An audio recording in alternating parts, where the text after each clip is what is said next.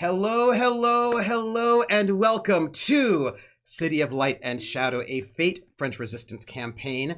This is Season 5, Episode 2, and I'm very excited to have all of you here. Gosh, it's great to see you all. This is very exciting, very exciting. So you'll notice we have our full cast. We do not have Little Red Dot here because Little Red Dot is doing some work at a convention, and also her character's dead. So, I mean, like, that's it. No. I just made that up. She's not dead. Everything is fine. I have a strike right there. No. Everything is fine. I mean, I don't know if it's fine. That's actually a whole different question. That you'd have to ask Dot if her character is fine. I'm not actually quite certain about that one. So welcome in. If you are new, thank you for being here. This is a great time to jump in because we've just had a nice big time skip, and we're going to find our heroes a little bit in the future and find out what they've been up to and what they're doing. So that is some excitement, and this is a moment for us all to sort of hang out. All you people on YouTube, it's nice to see you.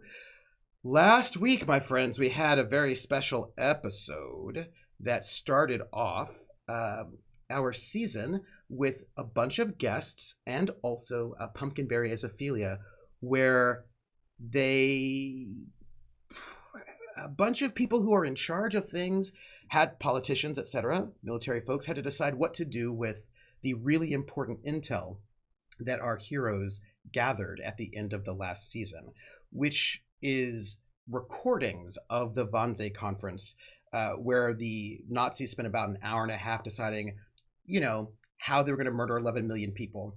And, if there were like logistical problems with that and like how they felt about it. And they felt fine. They just wanted to figure out like how to do it just the right way. And this information our heroes got on audio recording and got it sent back. And the question becomes what to do about that intel. Because that's a recording that happened in that conference. And if that recording gets out, it's going to be really clear to them who did it. And it wouldn't be good for our heroes. So the debate was, do we let this information out to use it as propaganda, or maybe to do something to help someone to some kind of a means, but that would then burn our agents? Or do we not put it out there? And if we don't put it out there, what do we do with it? And a lot of politics were like, well, if we put it out there, some people might leave. But the only problem is if people leave, where will they go? Because none of the countries wanted to take refugees. So there's a whole sort of politics about what to do with that. And they debated.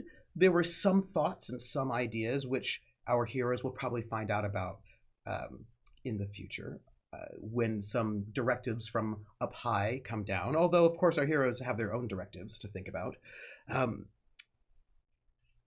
Yes, indeed. And some things will happen, and I wonder how they'll respond to it. It's a question. Because they know things that most people don't know at this point in time. Hello, by the way. I see you, Hype Train. That's amazing. Thank you. One thing is that many people don't, at this point in time, realize that there is a genocidal agenda. many people think that people are being taken and sent to work camps. In the same way, the United States just recently in the game world rounded up all sorts of Japanese Americans and put them in internment camps, and nobody did anything. And when they said Japanese Americans report to go to be sent off, they did. And we're in a moment where when the occupying forces say you should report to be sent off to places, people often show up and then are sent off because they think it is going to be a work camp, an internment camp, that sort of a thing, a transit camp. Sometimes they don't want to go, but they're just told to go anyway. So our heroes know that that may not be what's going on, and I don't know what they're going to do about that. We'll find out, I suppose, because they have all eyes on them at all times, because they're very influential at this moment. So we will see. We will see what will happen. I'm interested to find out. So,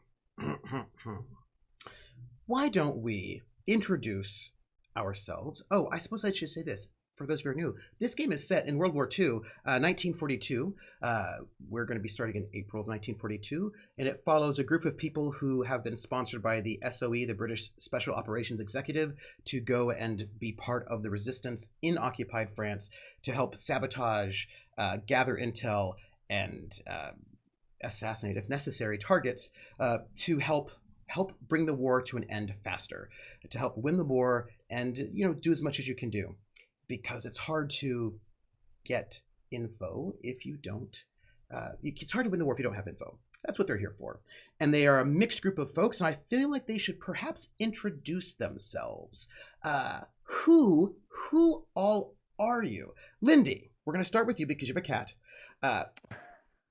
I would love for you to say the following. Who you are. Okay. Who you're playing. Oh, all right, all right.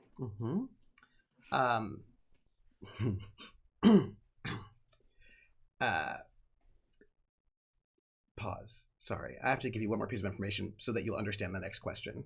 Yeah? Who my cat is? No. Oh, okay. Right me just now, volunteer that information. When we open up the curtain.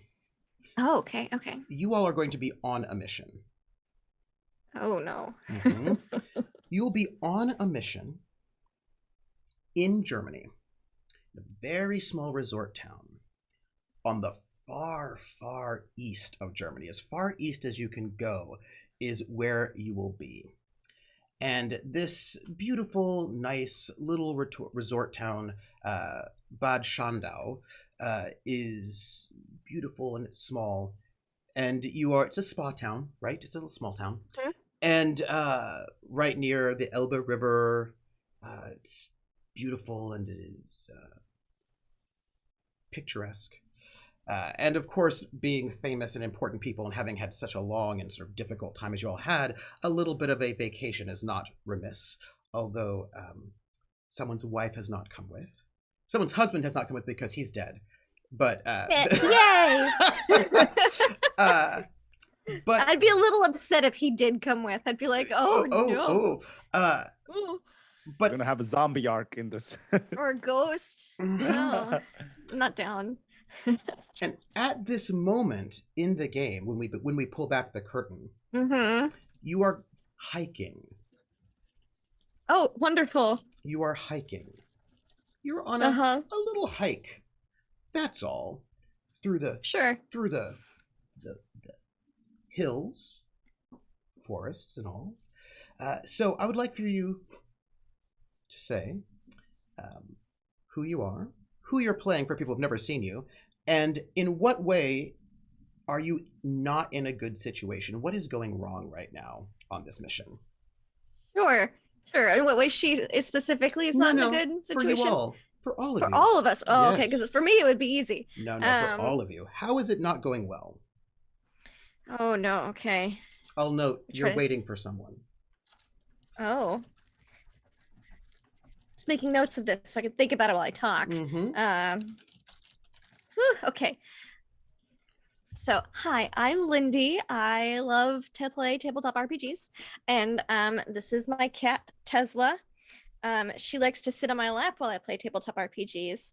And I am playing tonight Freda Engel. She is a famous German opera singer.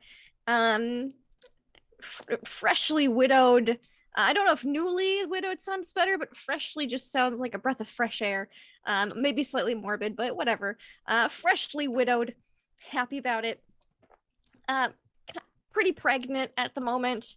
And we're on a hike. To find someone. It's a we find someone on this to hike? find someone. To find someone. You have not currently. Cool. I'm gonna say that maybe if we're trying to find someone, it's probably off of the beaten path. Mm-hmm. And so maybe our difficulty is we're not exactly sure where the meetup point was described as the 2 elm trees next to the large boulder. But maybe there's a lot of elm trees and a lot of boulders, and we're like, oh, but which one? So I think that's making it difficult. You haven't found the meetup point. Haven't found the meetup point. I think that's great. KP, who are you? Yes, sir. Oh wait, I'm so sorry. Lindy, how pregnant is Frida right now? Oh gosh. I did this math earlier, but now I've forgotten. I want to say she's like 7 months. Why are you hiking? 7 months. Yeah, she's at least 6, somewhere between 6 and 7. Wait, she has her doctor with her. She does have her doctor with her. Fresh air. Yeah, you said we were hiking, and I was like, oh yeah, it's gonna be fun. It's on me now. Oh damn. Okay. You have your doctor, and also pregnant ladies a good excuse. If it was just a difficulty for me, I'd have been like, I'm hella pregnant. That's my difficulty right now. It could be a group difficulty, depending. Yeah. 7 months about. Hey man, women are strong and powerful and amazing, and they can do so much. Yeah. She's got pregnant power. No, I think she's just amazing, and she's able to cope with the pregnancy to such an extent. Because I know I had a neighbor who was running marathons even into their late pregnancy. So you know what? It is absolutely doable. I give it. Absolutely. I don't need to give it. You already own it. So there you go. So KP, who are you? And could you describe your character for us? And let me ask you this question. Where have you hidden the clothing, the false paperwork, the change of clothes, the cash, and the false paperwork that you're supposed to deliver to your contact? Come again for big fudge? I'm so like, oh boy, I am. Who are you? Okay, I'll do those parts. The last part, I need a little help. Okay, I'll be right back with that last bit. But hello, everybody. My name is KP, also known as KP Lone Studios, and I play Prince Preetham Jaswant Singh, or AKA Dr. Preetham Jaswant Singh, also just known as Doctor or Preetham. And as stated before, I am the lovely doctor of this wonderful group, primarily Miss Frida Engel, who is just confirmed 6 months? 6 months pregnant to us, not 7, but still well along the way. And also a actual trained agent that was sent here to help this fine group, but is also a very innocent little boyo who is being shown the traumas and horrors by this group and what they constantly have to deal with, and slowly eroding sense of innocence as time progresses. But that's where we're at. What was the other 2 questions again? The question was simply, where have you hidden the change of clothes, cash, and identity papers that you are supposed to deliver to your contact? Can you please remind me again why I was delivering, or what? How did this? This is your mission that you're currently on. We're right in the middle of the mission. Is that what you're just giving me? Yes, as a mission? That is exactly what I'm giving you. I'm just giving it to you. Did I completely? I was like, nope. Did I just miss? It's like a surprise. Thing It's a surprise. Okay. Oh, Preetham's about to be surprised because he didn't know. Oh boy, ooh joy. This is just setting myself up for failure. Because I was, I'm assuming that we have. So I'm assuming even though we're going on a hike, you're going on a hike. We're right. Is this package supposed to be delivered to whoever is at the end of this hike, or is that? Yeah. So we're looking for literally the person that I need to deliver this to. Okay. Yep. So I'm assuming this package needs to be on my person. I mean, you all three are together. Right, on my person, in the sense of like in with us right now, Yeah. not in like our hotel room or something back where. That is correct. Ooh, joy. False paperwork, clothing. You know what? Tell me. Do the clothes fit me? Would they be able to fit me? Let me see. I would say, may I ask you a question? Yes. How well fed are you right now? Well, I'm assuming, considering we're all a pretty big, well-known celebrity bunch, we did not come here sneaking through. We came through with proper channels. We're decently fed, I think. We're a well-off group, all considering, even though with the times, it would be a bit struggling. Tight. The person you're dealing this to probably has not been fed well for a while from the sort of info you have gotten. So the clothing is a little slim fit. Gotcha.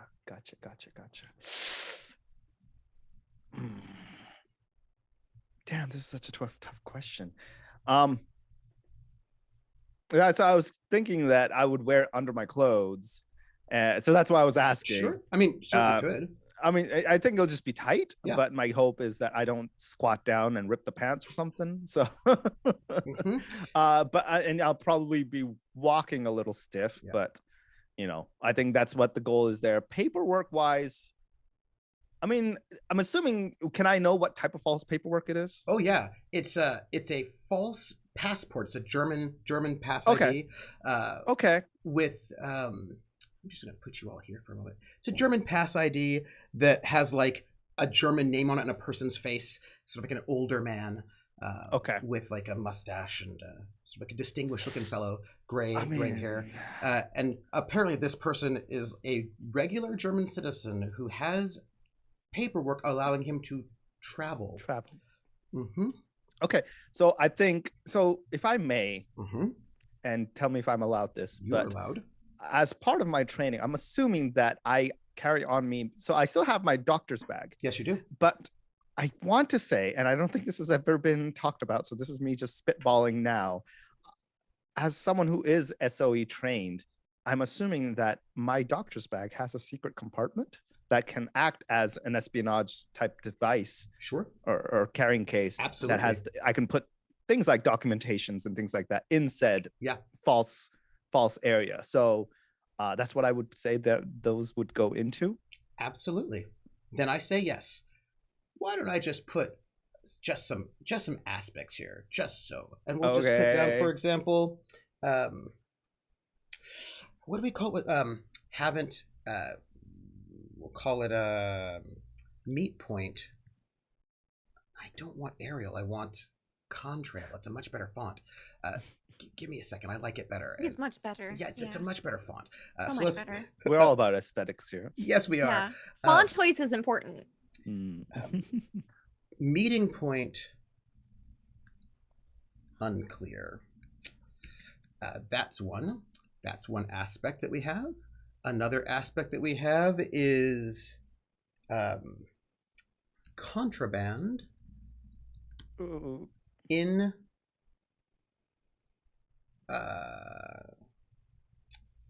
I want to say the doctor's bag, that's not like evocative enough. Like contraband with the healer, because that gives me a little bit more. That's a little bit more. Healers have a certain kind of a privilege. Do you know what I mean? So like, Greg.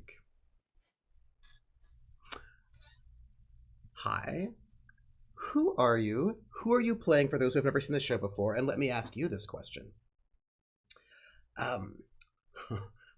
How did you get out from the eyes of people watching you to get here and out in the middle of nowhere? Hi, everybody. My name is Greg, Grimjack21502. I will be playing Oscar Mueller, who is definitively a reformed Gestapo agent, but he also betrayed them. So we'll see how that goes. But how did he currently is pretending to be somebody he is not, if you can believe that from that brief explanation.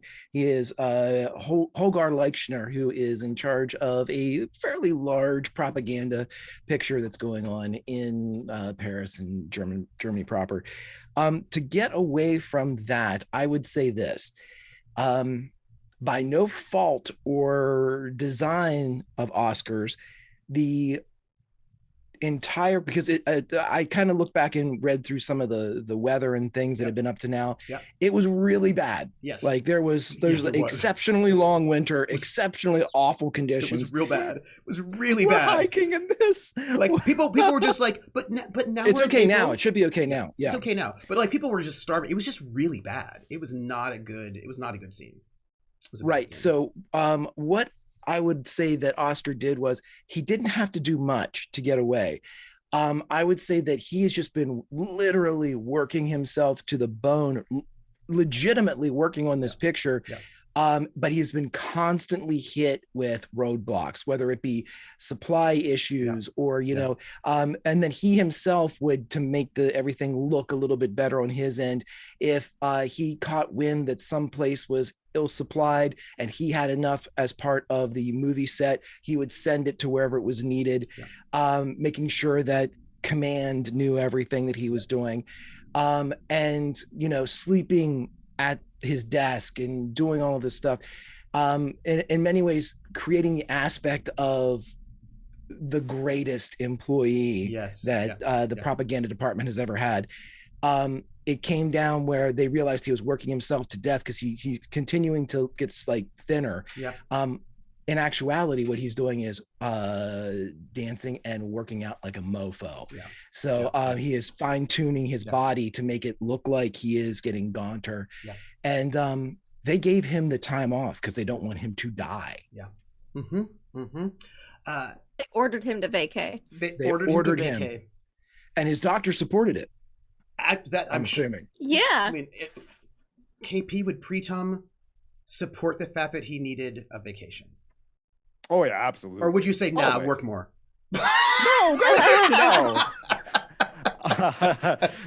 People don't understand. Preetham is doctor first, SOE trained person second. Obviously, he wants help, but I feel like his primary objective has always been to be like, he feels he best serves the team by making them be healthy so they can do what they need to do. It's the entire reason he butts heads with our other friend who's not here tonight. So who's taking rest, although I don't know how restful that's going to be, but because doctor's orders. Yes, on doctor's orders. All right, excellent.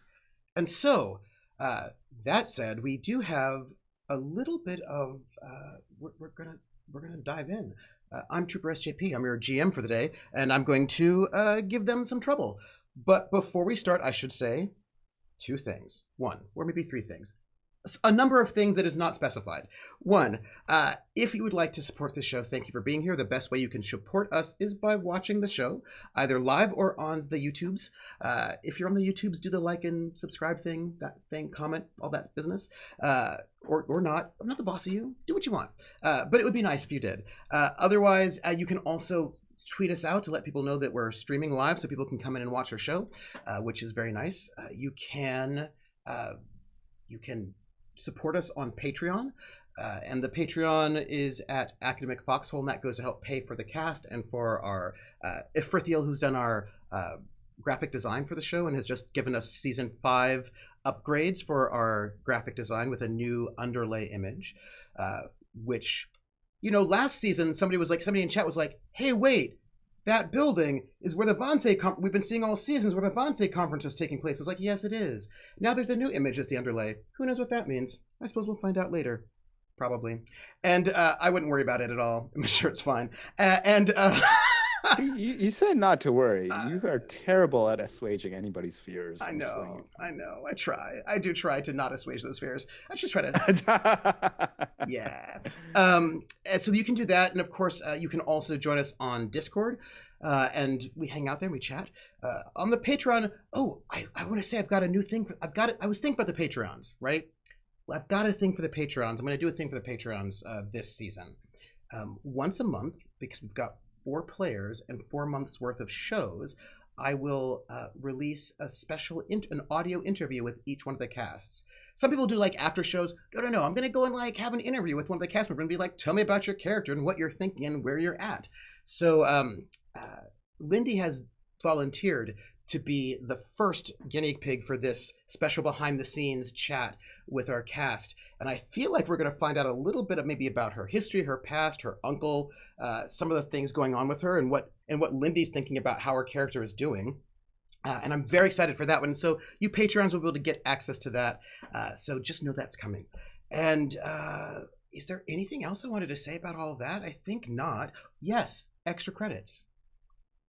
And one other thing, extra credits. You can donate extra credits to give our cast fate points. At this point, their faction is quite powerful, and so they get 4 fate points just on their own at the moment. They might, we'll see how that goes. But you can donate up to 2 fate points using your channel points, extra credits, which, they're totally free, and they have been claimed. And I would like to officially announce the thanks for those who have claimed them, and they are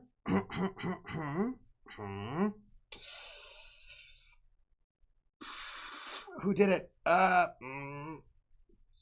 Nope. That's Punching Nazis. Oh, subscriptions. Oh. Hey, Twitch, come here. Tell me what happened. It was, I will just tell you. I know. It is here. It was Rissa Valtiel was one of them. Valtiel. Yeah. Thank you so much for giving them 2 more fate points, which I'm sure they will not need because they're on vacation and nothing bad can happen. Yeah, I think so. And then if You're such a comedian, Trooper. I know. Aww. And you can also donate tips and bits, and all of this goes to help pay for the cast, and also perhaps secret projects, if I can get the artist, if I can talk to the artist about commissions for a secret project, which might involve art and our. It's a good secret project. I've heard all about it. Yeah, there's some secret projects. And so if you donate tips and bits, we will read out your messages at the intermission and at the end point. And I feel like with that, we've got our fate points, we've got that. I think that's everything. Oh no, there is one more thing. Season 5, new aspects on the table. And in Fate, aspects are used to cause trouble or to give yourself advantages, and our aspects for this season are hard choices, flashbacks. The current issue is in the spotlight, and the impending issue is all aboard. And they, of course, have their weekly faction threat, increasing needs with too many eyes. So, as we open up the curtain on a beautiful, beautiful day, up there in the far, far east of Germany, where we have 3 hikers. The 4th hiker, well, the 4th member of our team, Regina, is not with them. She is dealing with family business. And you all have been given a mission, a very, very important mission, a very secret mission, and one that is of utmost importance. Came down from the top. It's a bit tricky. You're not quite certain exactly what the politics might mean, unless you roll and you do. But the thing about this town, nice, quaint town, is that there is a prison also in this beautiful, beautiful town. The prison itself is an old castle. It's a very old castle that's been turned into a prison. One of those sort of impregnable, no one can ever escape sorts of prisons. And you're also in the middle of nowhere, so if you did escape, where would you go? You'd be picked up pretty quickly. It's a kind of a place where you put very high level prisoners, people who you really don't want getting out. It's the Königstein Castle. And you all are not that far from there. You're a little bit close. You know that someone has basically planned an escape from this castle and has been, as far as you know, making their way here. Your job is, because this person's going to look like a prisoner, is to get them to look not like a prisoner and get them on their way without any incident. You are not supposed to escort them yourself. That would be too dangerous for you. Your mission, as you were told, was just to meet them at the meetup point. Give them the change of clothes, the hat, the money, the ID, and let them go on their way as if you are people passing the night, because the powers that be are a little bit worried about how much fame you have and how much people are paying attention to you, and they would not want this person in your presence because that would compromise you. If they get caught, which nobody wants, at least you're not in the area. So you're just meant to rendezvous with this person, give him the goods, and then be on your merry way. And as we start, you are trying to find this meetup spot. You know you can't be out here forever. You don't know when this person, whoever this person is, you just have an alias, is supposed to arrive. But you're on the lookout. And so I pass it over to you for some conversation as you are on your hike.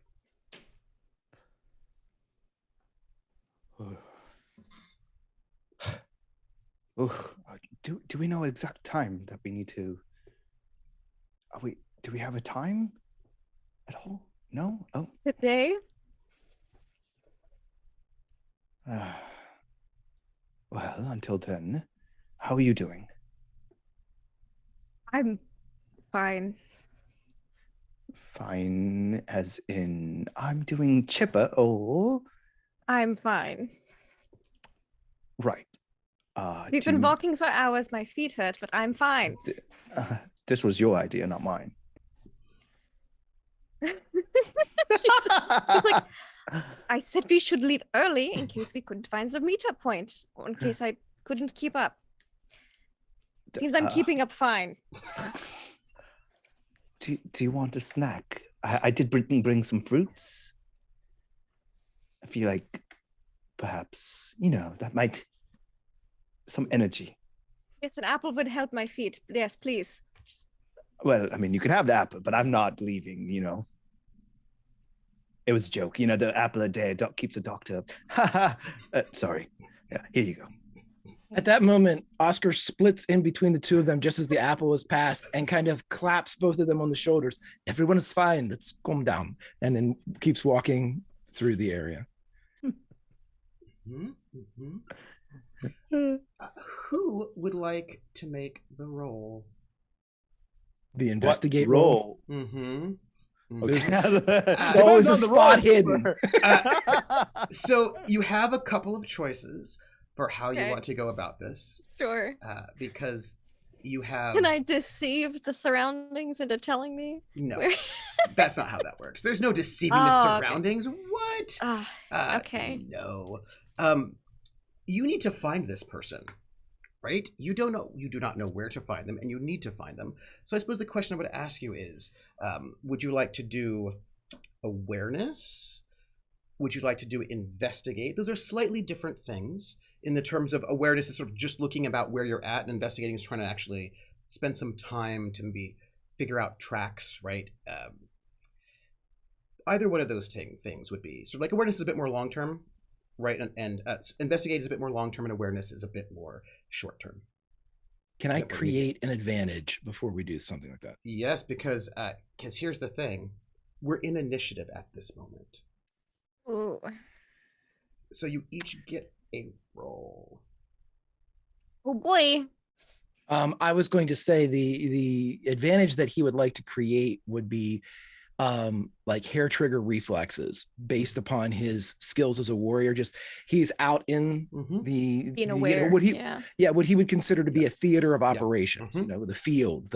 So it's different than when it would be if he was in the apartment or something like that, where he can let his guard down a bit.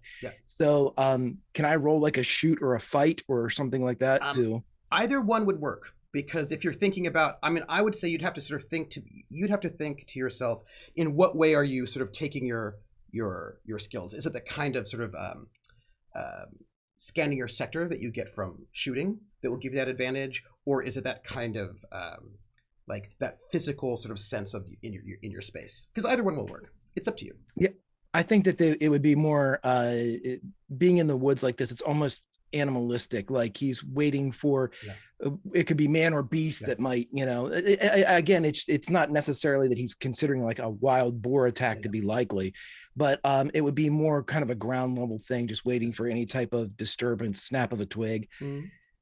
With that being said, am I allowed to use, if I roll fight, which that would be the other one, I have a one person show that I can do a +2 to fight. Is that applicable for something like this, or is that what is the condition for your stunt? I don't want you to give away anything here, but it's if I'm fighting multiple combatants, I get a +2 to fight. Yes, it would count.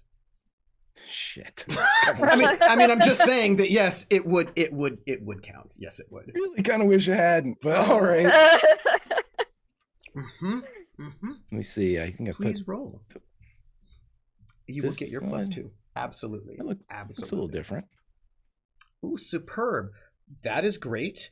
This is you are rolling not against someone, right? Because you're rolling to set yourself up in the environment, which is always a tad easier depending on what your environment is.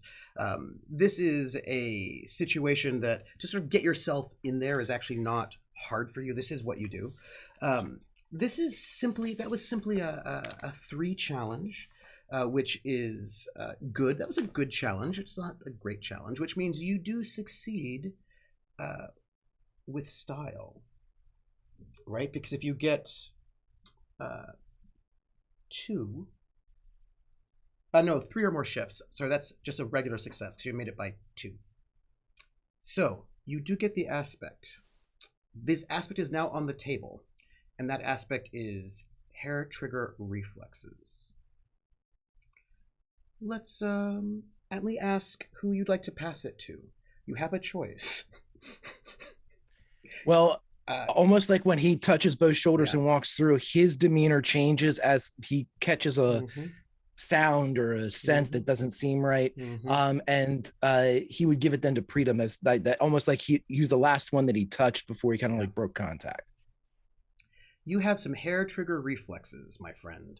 Preetam, you are out here in the woods trying to look inconspicuous while hiking with a pregnant lady and someone who's looking fairly gaunt, but is cut. Looking. And you know you need to meet somebody important. What would you like to do? And so when Oscar touched... one of you, either you or Lindy, is going to have to make the roll. Oscar... How's your awareness or investigate, buddy? Can I just say, it is absolutely 0. Oh God, we're fucked. And awareness is 0. And investigate... where is my investigate? Is it on here? Should be. That's a great sign. Should be on there. So, yeah. I don't even see it. Hold up. Oh no. Medical, empathy, resources. Oh boy. I missed something really awesome. This is what I need. I don't even have it on here. How do I not even have it on? Which means it's mediocre. Totally got it on there. Yeah. It's not even on. Oh, there it is. Okay, it's right under awareness. So there we go. Yeah. They're both fantastic 0s. Maybe I'll roll it then with my beautiful 2.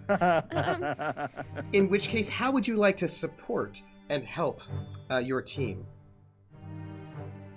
Are you talking to me? Yes. Yeah, you make an advantage or help support. Oh, let's see. Any skill you can think of that might help you find this person. Find the person. Mm-hmm. Find them. Okay. Oof. Shit. And there are a lot of things you could do that could help you find this Right. person. I'm just trying to like super random. Like if you're like, I actually think architecture could help. Like you know, that's right. I'm If you trying to want see an how. idea, I have a suggestion. All ears. Don't you know some botany? I do know some botany. That might be able to help you determine the meetup point based on like the trees or the plants in the area and be sure the description. That's a possibility. Because I can't think of like medical or tradecraft. Yeah, none of those things seem like things I can currently use. I think I like that idea. You can also, by the way, I will also say you can also sort of do a discover action to get info, right? To ask a question. Okay. And also, your French studies might be relevant. Oh, how so? I'm just saying it might be relevant. But I mean, like, do I hear anything? Because No, so I'm trying to find this person. you are, but you're holding all the paperwork. Yes? Right. Yes. Yes. Which is my tradecraft forgery would, I feel like, in that sense, come in handy. I'm just saying that French studies might give you information. Okay, well, I would like. May I use my French studies to make a discover action? You could, but you could also do botany. It's up to you. You've got choices. Like you've got choices. I'm just giving you all the choices. And we too start many off the choices. season with hard Give me choices. One or two. Too many choices. It's lots of choices. Is what you got. Oh boy. Well, technically, botany is a higher than French studies. So I think I would like to use Please do. botany to understand our location and Absolutely. perhaps. So I will roll that. That is a good. That's a 3. That is a good. Yay! That is a success. This is actually the botany is actually not. That was a 2. It was like an average. It's not that hard. That was a fair challenge. So you get an advantage, which is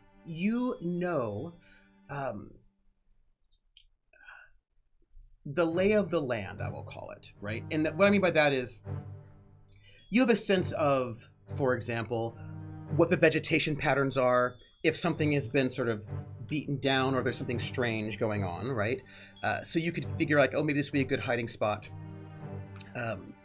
Or probably not here because that actually is poisonous, right? So like different sort of like a sense of where this might I feel like a likely path, a likely Yes. place someone might stay to stay safe. Yes, absolutely. Lindy. Yeah, me. Frida. Yes. Yes. Yeah, I'm rolling that awareness, aren't I? You are. Mm-hmm. Yeah, okay, I'm just gonna roll it.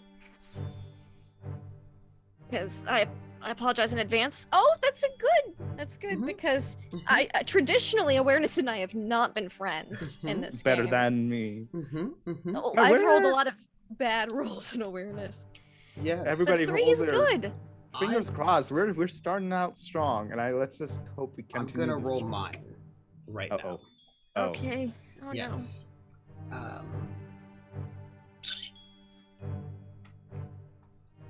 They're not beefy, but there's multiple of them, which means they get a team up bonus, is what happens. When you have multiple people, you get a team up bonus. That's how that works. So, oh no, my camera's in the way and I can't see. That's the worst. Oh no, I guess you won't be able to roll it Oh, then. no. I can roll. I can do it. I'll just do it by hand. I can roll. I can roll. Don't tell me what to do. You can't tell me what to do. 4D fudge, and that's like it's a base of 1, so that's a +6. Damn it, now I want fudge. Trooper. 5 to your 3, My 3. And you have 2 free invokes.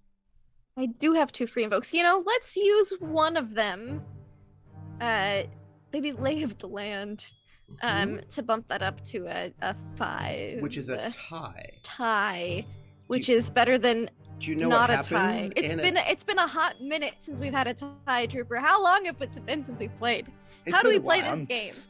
Months. So, this is a contest, which is about who can get to your target first. Oh God. Okay. Mm-hmm. Yeah. Yes, and if you beat them, you get 1 on them.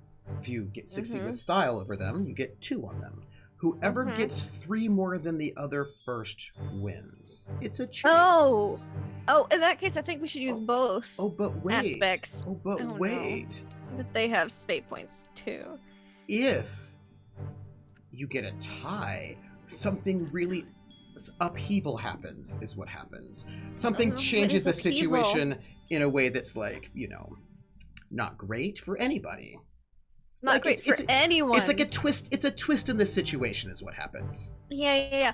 Or we could just get a 1-up now. You could. And be one of 3 on the way to. What do you think about that? Of being 1 step ahead of them. I mean, that's. Yes, I'm in favor. What do you 2 think? I think that's fantastic. Yeah. All right. Yeah. Let's 7. Okay then. Thanks, Aspects. You all officially. You don't get the drop on us today at this specific moment in time. Team hikers get 1 success in this race versus their current 0. Now, explain to me, Pritam, how you're explaining botany to Frida. Well, you see that those leaves over there, they kind of generally face towards wherever the sun is supposed to be. So in the dark, they actually spread out more and therefore create much more foliage. And therefore, at night, they make great cover. Now, those leaves over there you shouldn't touch because they create nasty little rashes. Right. And what the fuck am I doing? I don't know anything, And you man. notice as he's pointing out these ones, these like stinging nettles of some sort, that a couple of them are broken, as if somebody has passed by this way. Okay. Now, those ones, the leaves are actually quite edible, but they need to be a little younger if you want it to actually taste good. But they taste And the broken ones mean something's passed through, right? well, naturally, yes. Is it like one thing or many things? Because if it's one person, then that's probably who we're looking for. If it's a lot of people, it's probably not. Well, I mean, if it's a lot of things, then you'd actually create a track that, a natural trodden pathway that's created. That looks like someone stomped on it. That is, yes. How did I not catch that? You were explaining about the density of bushes compared to daytime to nighttime. Oscar, what's that smell? Is that the smell of blood? Yeah, his gun would be out. And you notice just a little speck, very small, of blood on one of these stinging nettle leaves. Not as if the stinging nettles themselves wouldn't draw the blood, as if whoever passed by here was perhaps bleeding. Yes. Round 2. You're on the trail. What all would you like to do? I think at this point I'm trying to be a bit more observant. The fact that can I use more? That is my actual advantage. Medicine or medic aspect or skill. I mean, to perhaps continue to look for signs of blood now. Yes, you can. Now, here's my question for you. One of you has to make the ultimate roll. The other 2 of you can aid, but one of you has to make the ultimate roll to try to move forward. And you have options. Okay. Athletics will get you there faster, right? So you have some athletics options. You have you have a bit of the trail already, right? So you're sort of on the trail. So you can use your ultimate roll to get closer can be athletics or continuing your investigations. So it's a bit of an option for you. I mean, my boy is a little athletic. He's not, he's average. And only one person needs to make this athletics or further That is investigation correct. roll. The other two That is people can correct. support. I will say that Freda Oh, is not athletic. Yeah. I'm just gonna put that out there. How athletic is Oscar? I mean, he's supposed to be like Brad Pitt style level. Chris is- I mean, Evans. that- Chris Evans. Chris Evans. Chris Evans, different. my apologies. he has had Mm. he has had now my physique is nice, but my athletics is just fair at the present time What? because Oh, I so did your some- athletics is the same as my awareness. Wonderful. All right. I will So take it sounds support like- though if you want to give me aid or help in the role. Or... For sure, for sure. We're gonna help whoever. We're just figuring out how to help at the moment. I feel like at this point, considering our current athletic level, we're probably not going to be able to make there faster using that aspect, and we will just probably need to continue the path. So here's my forward. question: if you don't think you can make it there faster, which you need to do, Oh, how are you going to make sure you get there before they do? Yeah, we're gonna Alright, book it. Let's try to help Oscar get there faster. mhm. I mean, What we're gonna do though is to kind of narratively do this. How about basically this is Oscar telling everyone to get behind him, to be Mhm, quiet and mhm, to get mhm. behind him mhm. as they begin to like move through the undergrowth. And because it's a bright day out, the trail would give the quietest approach, basically. Yeah. Mhm. Just getting down and being able to do it. Can I do athletics or it's the same role, stealth? I mean, just for the. Do you want us to That be is quiet and fast? your Or? choice. Yeah, I was gonna say, let us help you before you roll. Let's give you some aspects. Oh yeah. I can- Whether you do stealth or athletics will make a difference. You know what I mean? Like Oh, it'll make a that's sort of a true. difference Yeah. in how that story I- plays out. Yeah, Mm, I could try to. I have fair stealth as well, so I could try to help you be Yeah. quiet. Stealth Um, is a 0 for me. But you can help in other ways. That's the That's what I cool was- thing about helping. You can. Yeah, if we're I was gonna stealthing. Yeah, I was you gonna might be able to suggest- use your medicine Yeah. to follow the blood Yeah. trail. Yeah, that was what I was going to suggest. Right. Either that or botany, continue using botany to help you. I think the blood trail is a Yeah, is a I think it's a good promising idea. lead. Yeah. Yeah. Okay. So So, there you go. do we roll first, or how do Yeah, we want support to rolls first. That we can see if we can give him an advantage. Is do? Ha Ooh. Yes. Yes. Advantage with one invoke, because that was a 3. That's a Hmm. good. So you're looking at on the trail. Ooh, like a bloodhound. Mm. Nice. Mhm. Yeah. And what you notice is that the blood is not that old. Ooh. So this person has gone through here not that long ago. So And I can't argue for a fight roll here no. because of a hunt. Well, no, because you have to get there, right? So you have to like, Okay. yeah, like you stalk, you don't stalk with fight, you stalk with basically your awareness, right? That's your like stalking. Stealth Okay. also works. Okay. Stealth also works actually. For for your Freda stalking. as her assistance, since Oscar's in the lead and Pretom's probably like right behind him pointing out the blood trail, can Freda be behind them covering up their trail as they move forward? I'm thinking that could be either a deceive roll to be like, no one's passed through here. It would not be deceive because you're talking about Perform? no, there's a I believe it Okay. would be a stealth. I could do stealth. Oh, yes. I'll roll stealth to see. Mhm.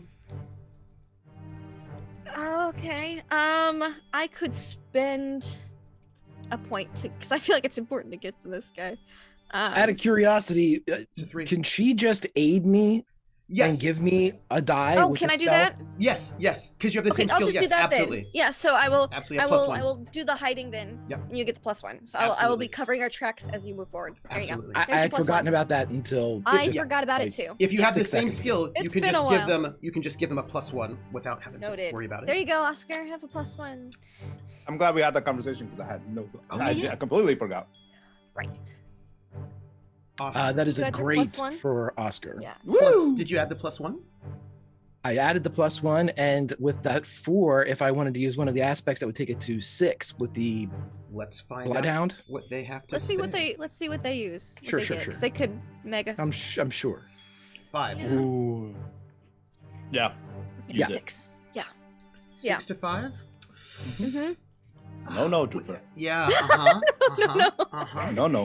Oh, I see yeah. that face. Oh, yeah. God damn it, Trooper. So let's see. That's a 6 to my 5, and I don't know how I feel about that. I don't know how my soldiers feel about that. I Your feel soldiers like don't know shit. I feel like That soldiers. incompetent piece of shit. But I have 3 Trooper. fate points, though. You see, is what I'm trying to tell you. Mm-hmm. And Well, Trooper, we do too, so I don't well, know. well, let's just see, shall we? Oh no, this never ends well. My soldiers have an aspect, which is they are locals, so they know this area very, very well. Oh, well, good for them. Which is going to bring me up to 7 versus your 6. Guys. As did you hear somewhere in the distance? Oops. Oh, we could still spend a fate point, Oh, Trooper. of course you can. I just want to know if you will. Oh yeah. Yeah. The chat has gifted us with 2, we have, so we're yeah, definitely let's spending use one of the those. group fate It is points. true. Yes. Thank you, chat. What aspect? If it's going to be if Oscar's the one that has to utilize it here, it'd be the show must go on. And so this is just making sure that he is on the right side of this engagement. If I may ask, could I assist with my aspect in that sense? If you would like to spend a fate point, yes, you could. Because my other one is I am an SOE trained Mm-hmm. person. Maybe we only need to bump No, up I'm just- for one for now. for Yeah. now. However, I'm just suggesting, depending on the Yeah. situation, which would however, work. if you bump it up by 4, Uh-huh. which would put Uh-huh. you at 10 to my 7, Mm-hmm. then you succeed with style and you get 2, and then you would win. Oh, okay. That sounds good. Want to just win? I like that. I want to Sure. win. I like I just like winning. Yeah, I I like like just winning. I like putting them in their place. Then, in that case, please Oh, spend your fate points, and I have to go make sure So- that 2 fate points spent. one apiece. one from One- one each of you guys. Yeah. Okay. My fate point. And as great, well. that puts you at 1. Are we using mine or are we using It's up the? to, oh, you can use a group too. So that's up to you. Use a group one. I say we use 2 group ones. Oh shit. We Well, we were we can gifted still use them. Yeah. Yeah, So yeah, I'll use we were mine for gifted- now. Yeah. And then I can Okay. use that later. if Okay. necessary. Still the same. One group, one pre-ton. Yes. With that, so we have 1 group and 1 pretom. Mhm. Yes, which means let me just do that for you all, because our group have 5. You are moving through, right, this underbrush, and you definitely start hearing the sounds of dogs, Oh. Oh no. shepherds. You don't really Okay. hear. You don't hear shouts of alarm. You might hear a mumble here and there in the distance of soldiers when they're talking. But clearly, they're soldiers in there and they're looking. And as you move forward, it was stealth, was it not, that you rolled ultimately? Mm-hmm. You know you have to stop. Right now. And you wait. As you can't see them, the underbrush is a little bit too thick, but you know with your senses, honed as they are, that squad, you guess, a squad of about 6, are moving not too far from here. You wait. You can't see them. They cannot see you. You wait a little bit longer until you're certain they've gone just a little bit farther.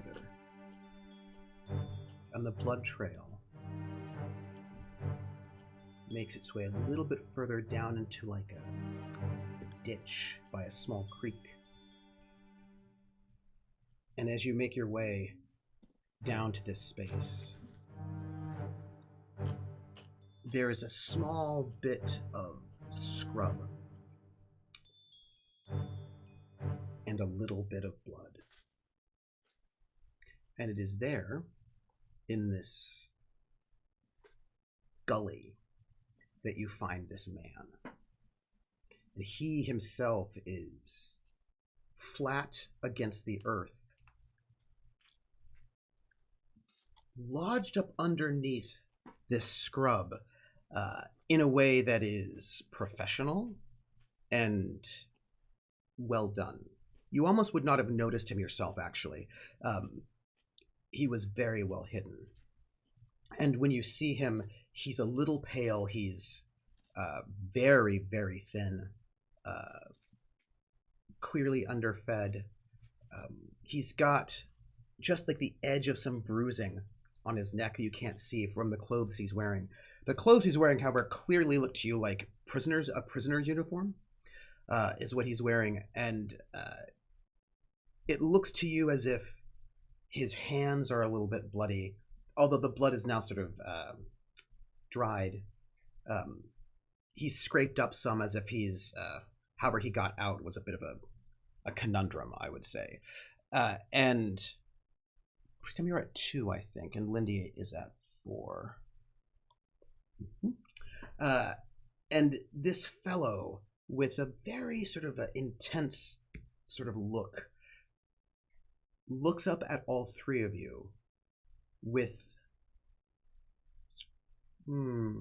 Oscar, you would know, with the look of someone who is evaluating whether or not to attack or to run, right? It's that sort of moment of what is my choice here at this moment is the space that you've got. It is a sort of a moment where you have to make this decision if this is something that will, like, if we're in a moment of violence or not. Frida. Yes. Do you know what this reminds you of? This one moment when you come upon this scene and this man is there on the ground. Mm-hmm. And you know people were in the past, you'd sort of you'd sort of like washed up behind you, as it were. But you know what it reminds you of? What does it remind me of, Trooper? A month or so ago, when you were in SOE training. Mm-hmm. There was an exercise. You were given the assignment. All of you, was one of your final tests. You'd gone through a lot of training at this point in time, a lot of hiking, climbing, some things that you're like, I'm really not quite certain this is actually quite healthy for my body right now. Yeah. You know, there were some concerns about that. Radios, everything. This was training over and over again so much. And there was this one assignment that you remember, one of the final ones, not the final one, but one of them, when you were told that you had to kill someone, practice your assassination skills, fair and barren combat fighting techniques. You practiced sort of taking people out silently, quickly. Mm-hmm. And the assignment was that there was a door. You were put in a hallway, and you were told that on the other side of this door was an office, and in that office was a Nazi official. And your job was to go into that room and kill them. Mm-hmm. You'd have to be quick, because when they walk in, they're going to holler, shout, raise an alarm. So you don't have a lot of time. You have to go in there and you have to do it. And everyone had to do this assignment. And I'm going to ask you, when you walked in, what was the first thing you did?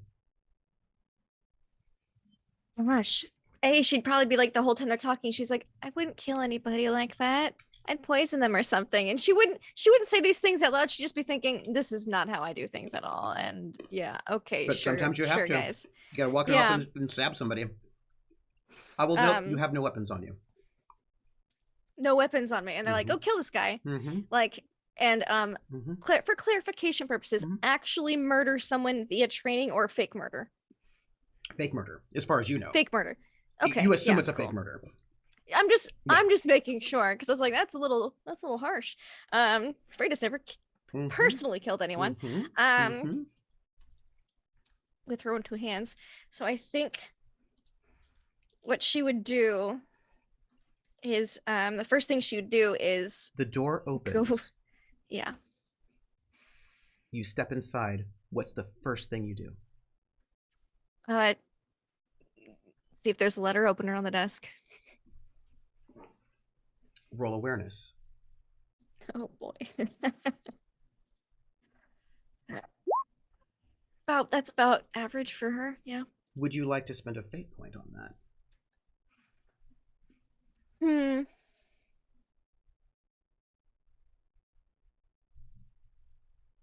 No. I think if she doesn't see what she needs, she'd move on to a different method. You walk into the room. Boom. Desk. Man. On the desk. Is there a desk? A letter open? No. What do you do? Is he sitting in a chair at the desk? That's all you got to see. He's there. Okay. He's in front of the desk. That's it. He's in front of the desk? He's sitting right there behind the desk. There's no letter open. Tunnel vision. Okay. Well, this is important because up. she would be able to see if he is sitting facing her or facing away from her. So this is me asking. Away towards you. He's sitting right towards me. Like you walk right into the desk. Is right in front of you. He's behind the desk. Go behind, grab scarf, go to try to strangle. Roll fighting. That's By the way, gonna be real. This is a dummy. Okay. Cool. Ooh. Oh, yep. That's yep. Yeah. A pour. Yeah. Yes. Not her strong suits. Tell me about how you wrap your scarf around this dummy. I think she tries to get it around the neck, but it winds up going around the neck and the face. It's just like pulling back on it. She's never strangled anyone before. She didn't know what to do. You've had some practice in training. She's had some practice in training. But it was always against like, here's a dummy. Come up and you do the thing, right? And now this is yours, like rushing and then and foot against the back of the chair for leverage. Maybe like because it's just a dummy, the chair tips over or something like that. Because again, it's a pour. And you don't know how long you're supposed to do it, perhaps? You know? Yeah, it's awkward. And you hear. She's like, well, if at least I'm fake strangling him, he can't scream. That's. And you hear.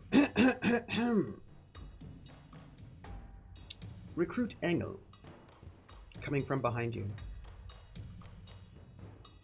I think she just makes, just for a fraction of a second, like a face, but then it goes right back to being presentable. I think she just drapes her scarf over her shoulder and turns around. And behind you, there are two of your trainers dressed as guards. Who've been there the entire time, but in your tunnel vision you couldn't see them. Yeah. And they say, oh, Recruit Engel, when you're in a dangerous situation, oftentimes you get tunnel vision, and if you don't spend just that one extra second to look at the environment around you, you can miss something like the fact that there are two guards here. We were in the corners, not quite next to him, but we weren't that far away. You walked in, you looked at him, and you looked at the desk, and you didn't look at the rest of the room. That sort of thing can get you killed. If this had been a real situation, you'd be dead right now. We would have shot you. Yes, indeed. So, remember to check the corners. Remember to check the corners. You have to remember, this thing about danger like this is that your adrenaline gets pumping, and all of a sudden you don't really see anything anymore. All you see is just the one target you've been given. And that is the thing you must learn to overcome. The fear, the adrenaline, the excitement, whatever it is that sort of takes you out of, well, a larger sense of scope. I know that you might think you don't have time because someone's coming upon you, but in those moments, you have to look around you, not just where you're supposed to look. You understand?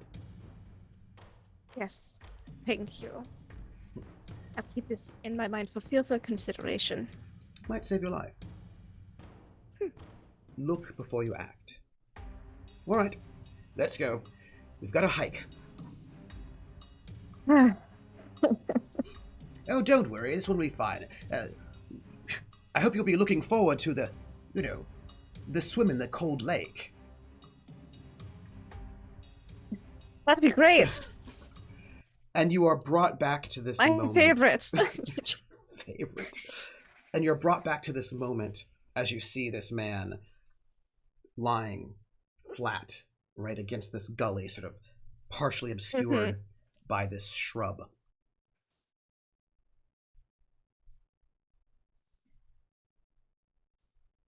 And he's looking about whether or not he should fight or flight.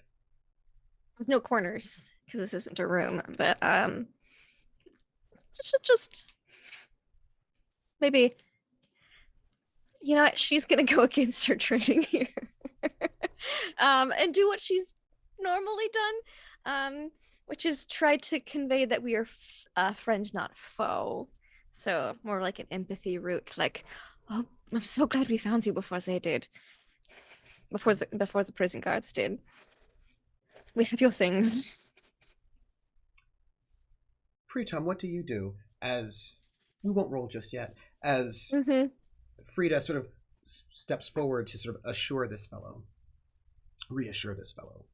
Well, as someone who's also probably equally level of training, considering. Let me ask you, how did you do in that test? I think we went through this, right? We did. I don't remember what Pritam exactly did. I think he tried to. What did I do? I don't remember. That was a while back. It was a while back. I'm trying to remember what exactly. Oh, actually, I don't think we played through that scene, did we? I don't think we did that wasn't scene. it. There was a different No, training there was. scene. There was a training scene. Yes, I'm just there trying to remember. But it wasn't that It one. wasn't that one. So How did you do in that one? I don't know. I failed. So you get to tell me, how did you do? How did Pritam do when he was told to walk into that room and take out this person immediately? I feel like it would be almost similar in that sense, where he doesn't want to kill someone. He's only when you get to this point of training, how much training have your training is not very long, by the way. It's like 2-3 weeks. It's at like the 4 or most, 5 right? weeks. It's like 4 weeks base, and then if you get like extra add-ons, if you're going to do radiant and whatnot. So this is probably near the end, around week 4 is when you're getting this. Okay. So I mean, based off of that, it's not a lot. Although I mean, boot camp for me, boot camp was only what 8 weeks for us, 10 weeks for Navy. So I mean, by that point, you have some level. It's not too bad, especially if it's like primarily the only thing you do. So I think he does go according to training, which is, you know, be observant, look around, take into account of things, especially being someone who's a doctor. So I think the first thing he comes in to do is to check and see if it's something safe to do. But at the same time, he's probably panicking because they're like, oh, but no, he's a doctor. Wow, I'm going through a lot of little processes in my brain. I'm enjoying this. I'm enjoying this right now. He's a doctor, so I feel like, as you know, his will is very high. So with that, I feel like he's very calm and collected under, you know, high pressure situations. His one of his aspects is iron will and steady hands, even in the face of fear. So I think he has a lot of control over himself. So he probably did do that. Whether or not he ultimately succeeded in, you know, enacting the plan, at least I think he was able to take in all the information that is necessary. Roll fighting for me. Okay. Oh boy. Why that one? All right. Hey, buddy. Hey, buddy. Oh, you did so much better.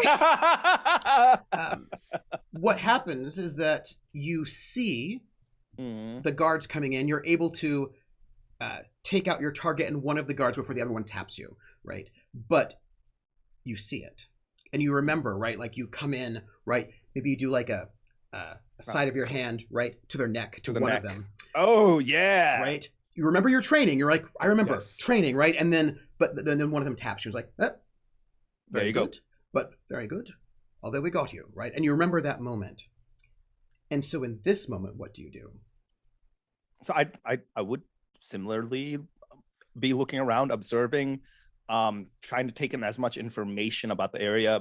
I mean, those guards did just go by us. So making sure that they keep continuing going in that direction and we don't have them coming back. As a doctor, I mean, we did see blood, so I would try to see if this person is actually hurt.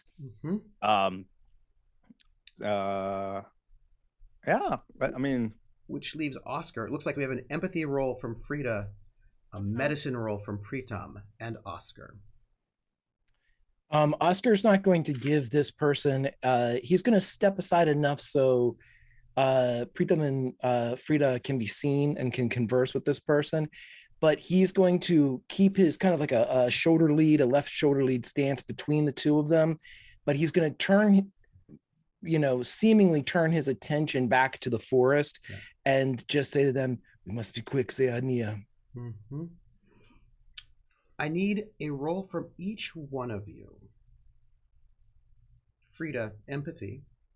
Alrighty. Pritam, medicine. And Oscar. Ooh, great empathy. Very nice. He totally believes we're friends. Fair medic. Oscar, you need to make a roll for me. We have a couple of choices. Awareness is the one you should make. That's the one you should make. But I could see a case for something else. I could see a case for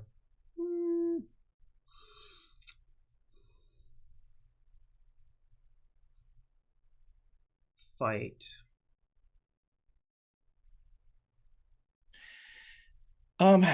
If I still get the +2 for the fight, I'm going to definitely take that one. Okay. Roll it.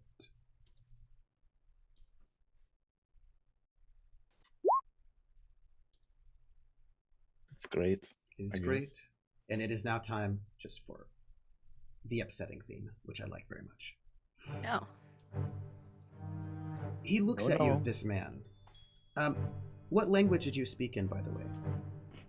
Ooh, what information do we have on this guy? Nothing. Nothing? I think she would have said it in a couple of different languages. She would have started with, let's go with French first. Well, we're on Eastern Germany, right? Yes, you are, the Far East. What's the neighboring country on the Far East? Oh, up that way? Yeah. No, it wouldn't be Austria, because I feel like you're actually a little bit too far there. That's what I'm thinking. I'm like, map of Europe. You are... Come here. No, you didn't give me the whole thing. That would be like either Austria Poland? or Poland. Yeah.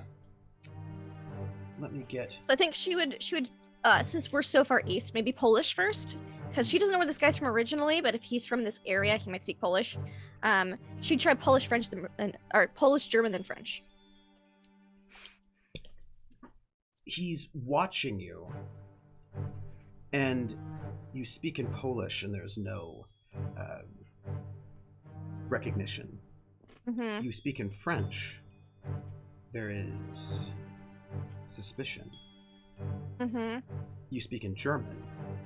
And he responds back, and he says, "How is the day going?" We have a code word for this, don't we? I would respond with the adequate code word. Then Do give we? it to me. Yeah, of course you do. Okay. Give it to I wasn't me. sure if you had one assigned. No, give it to me. I'm ready for it. The day is quite warm, but I think we're expecting storms this evening. His German accent is... He is not a native speaker. You're a cunning linguist. No. That is I am a cunning linguist. What native speaker is he? He's French. He is French. Oh, so he did understand my French and thus was suspicious. My French is good. More like he was that a trap, right? Like, were you trying to catch him out to see if he would, right? If that was perhaps, he didn't know. This, by the way, is the fellow that you're looking at. Cool. And when you give the parole, he sort of relaxes, which allows you, Pritam, to step forward and perhaps investigate him a little bit. And that was the medicine roll. Yes. So I kind of look up to him and say, "Are you hurt?" In French, because That's the You only. don't speak German. Yeah, 'cause you I don't speak German. German. Yep. At I all. imagine you have picked up some more words by now, but you're not great yet. Yeah. And he nods, but he puts up his hand as if to make sure that you don't get closer. I raise my hands and I like take out my stethoscope and show my bag. And he pulls, like he's got like his leg up, and you see that he has got on him. There is like it looks to be some sort of mine that has been stuck. That it seems like it was here when he came to this space. It was not the best space for him to come into, and he's sort of stuck, keeping the mine depressed. Oh, no. Yeah, we need to find a heavy rock. Let's. I do have demolitions as average skill. That would be what you might want to use. And Anybody have better demolition skills? Nope. Luke does. He's back in France, though. and Oscar. Little kid? Yeah. Oh, Oscar? Fight. No, Oscar. Oh, I fight. do not have demolitions. Okay. No. This is your fight roll. You're paying attention to the forest. And perhaps Pritam makes a bit of a note. Mm. And you ponder for a moment and you think, right, this space has been booby-trapped so that people who try to escape may die. And that is probably why the guards have not made their way here at this moment, because they know this is actually a trapped space, a mined space. But that doesn't mean they won't eventually get here. And you're thinking, all right, from what you're hearing, the dogs, they probably have his scent. Which means you need to move him. The river's there. Tactics says you can get him through there. That might be all right to at least give you a bit of space. But you don't have a lot of room. However, you do get an advantage for that roll.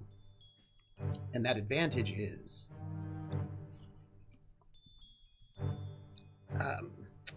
this is basically it's an ambush point, right? You know this spot, right? And what the approaches are to this spot. So if they approach, you will get the drop on them, right? It's like basically you've got a kind of a choke point there. But you don't know where all the mines are, and you know there are more of them in this space. Then he would immediately say, that is not the only one. This entire place is rigged for prisoners. This is a death zone. Dear God. We must get him away from this. And he would look at Pritam, knowing Pritam has the only skill set to kind of get this thing done. I can. Let's see. And he kind of like thinks back to his training again. He's like, first things first. And Oscar puts his hand on Pritam's shoulder. I would like to create an advantage for Pritam if I could. Please. Using. I get to make my roll for my people. They're just Sure, I know that. They're just gonna, because y'all got to do yours. I'm just gonna do mine. It'll be cool. Don't worry about Sure, it. sure. Just come by. Yeah, Just sure. That's a 3. It's not so great. Mm-hmm. It's not so great. They're like making their way around, but they've not actually sort No, of. there's a lot of mines, and they're like, Yeah, oh, be we want careful. to get that area Yeah. last. They're not coming. They're moving, right? They're not moving farther away, nor are they moving closer, right? They're still sort of like circling this area, but they are not on your trail just yet.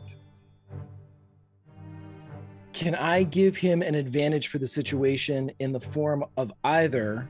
I don't think that perform works here because I'm not trying to deceive him. But Empathy. I can do rapport if that works. Yes. I want to try to give him yes, report. okay. So I Absolutely. believe You I got can this, use- buddy. Yeah, Go, it's guy. you got this, buddy. Speech. Yes. Yes. In the meantime, I can- Pritam's like, it's been so long since I've what was it again? It was I mean, it was not my forte. It was not one of my best classes.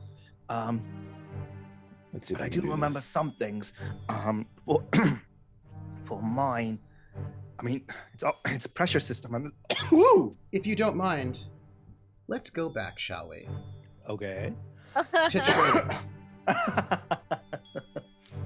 You were given a test to dismantle some very often you're having to put together explosives, dismantling explosives. There's a lot of sort of like practicing. Most of it was actually putting together explosives so that you can then drop them places, and sort of studying about like where best to put them in terms of like boiler rooms and like all that kind of, mostly for sabotage purposes. Yeah.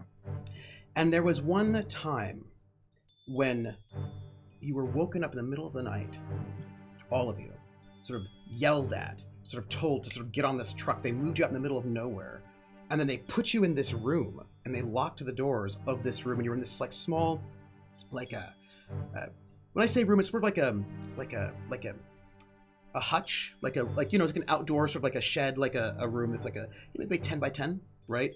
Like kind of these outdoor sort of spaces, and they locked you in, and then they left you all there. There were 5 of you in that room, sort of locked into this room, and they were sort of yelling sort of German, like, prisoners, like, you're like, it was a lot of, you didn't know what they were saying, it was just a lot of yelling. And they sort of put you in this room, sort of like some kind of like holding space. And they left you silently for a moment. And everyone was there quietly. So some people were freaking out.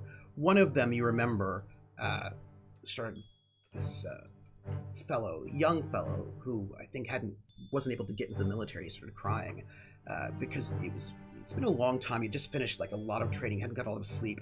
You didn't really know what was going on and why you were there. You were still in your night clothes. You didn't have anything on you. You were just in this room. And you didn't know why. What would you have done in that moment? I mean, I think he's very understanding of the fact that he is in training. This is a training environment, and like we have established, he has a strong will. He has a strong mind. So he's not panicking. He's just waiting. I think, kind of just waiting for instructions, waiting to understand what it is they need to do next. Clearly, this is a training exercise, because I'm assuming they kind of line them up in sort of like in some sort of a formation at attention. And you're left alone in this room. It's just the 5 of you fellow trainees in this room in the middle of the night, in the middle of nowhere. I think he's just observant about what's happening around him. What does he see in the room? Give me an awareness. Okay. Which is also not that great from my... No, that is mediocre. We've established. Yeah. That is We've absolutely discovered on our par. flaws and strengths. Let me ask you a question. Yes, sir. Would you like to spend a fate point? You're just letting us run through these today, aren't you? You have a lot. That doesn't mean shit. They go by like candy around here. You get more. Sure. I'll use a fate point. Which aspect?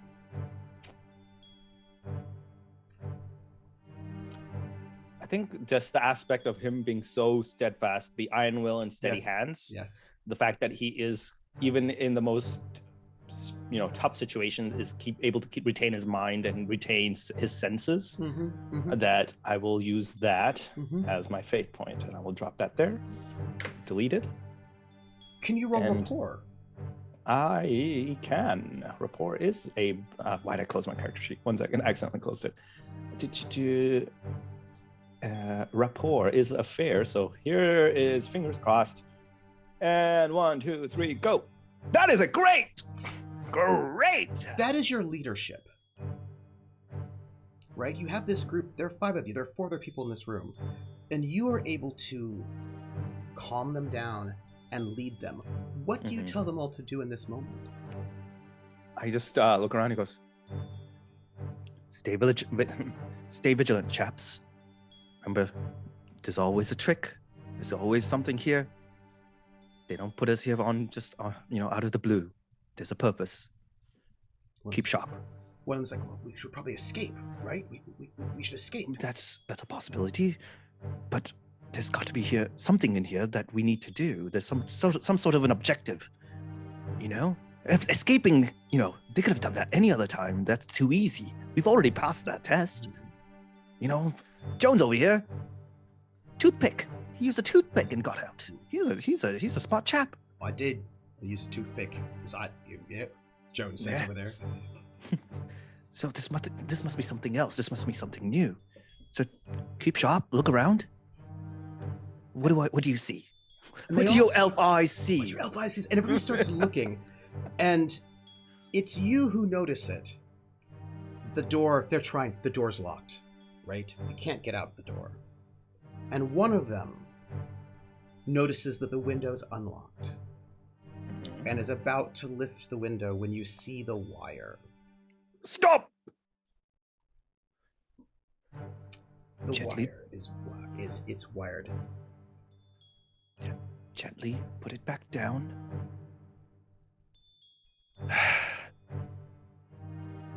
That is rigged. All right. I kind of look at the wire and follow it until it gets to an endpoint, which I'm assuming is a bomb. Yes, it is. A mock-up, of course. Right. Not a real one, like this one here in the present. And they look to you as their leader to dismantle it. Okay. He goes, well, who's got this? Who is the top in demolitions class? Jones goes, not bad. Right. I mean, what was your grade? What'd you score? I didn't die. It's good enough, right? I mean, I was. none of it was fair. That's fair. I mean, I feel like we may need something more than fair at this point. Well, Hey, fair's better than average or mediocre. Metagaming. No, I'm kidding. He's like, well, I mean, I'll do it. And he just like, he goes to sit there and he just like comes and just like looks around and there's not much in this room and he just like picks up like picks up a piece of wood. He starts to decide to go right in there. Okay. Let's stick to toothpicks from next time onwards. All right, Jones. Perhaps all right, Scalpel, I should. Which is what he calls you. Yeah. Well, that's right. Don't forget it. Sometimes you need like an ammo, right? I mean, just like probably not to a bomb. You know. Do you ever seen those flicks where they kind of go in did you not pay attention to the class where how did you pass? Oh, well, what I did was, and he starts explaining. He's like, well, I came in and I sort of pried up this thing here. And if you get inside, there are these little wires, right? It's like sort of attached, it's like a plastic thing or something, right? Yes. You figure just like pull it out before it goes, and you just like bypass it. And it's all right, sort of like cracking safes and whatnot. I mean, if I did that. And you were about to hit this with a piece of wood. No, I was going to use it to pry it open. It's all right, but you got to keep it depressed. Really? Yeah. Could you show it to me? Sure. Well, all right. And he like tries to like thin this out a little bit so you can try to pry it in, and you can remember him doing this sort of process of trying to get this undone. You're going to need to roll demolitions in the present. Okay. All right. What about the old superb that I received? From, before, can I create an advantage? And I'd like to use a fate point to create 2 if I could. Yes, you can. That. What is your advantage? The advantage is going to be welcome to your operating room. Yes. Oh, I love that.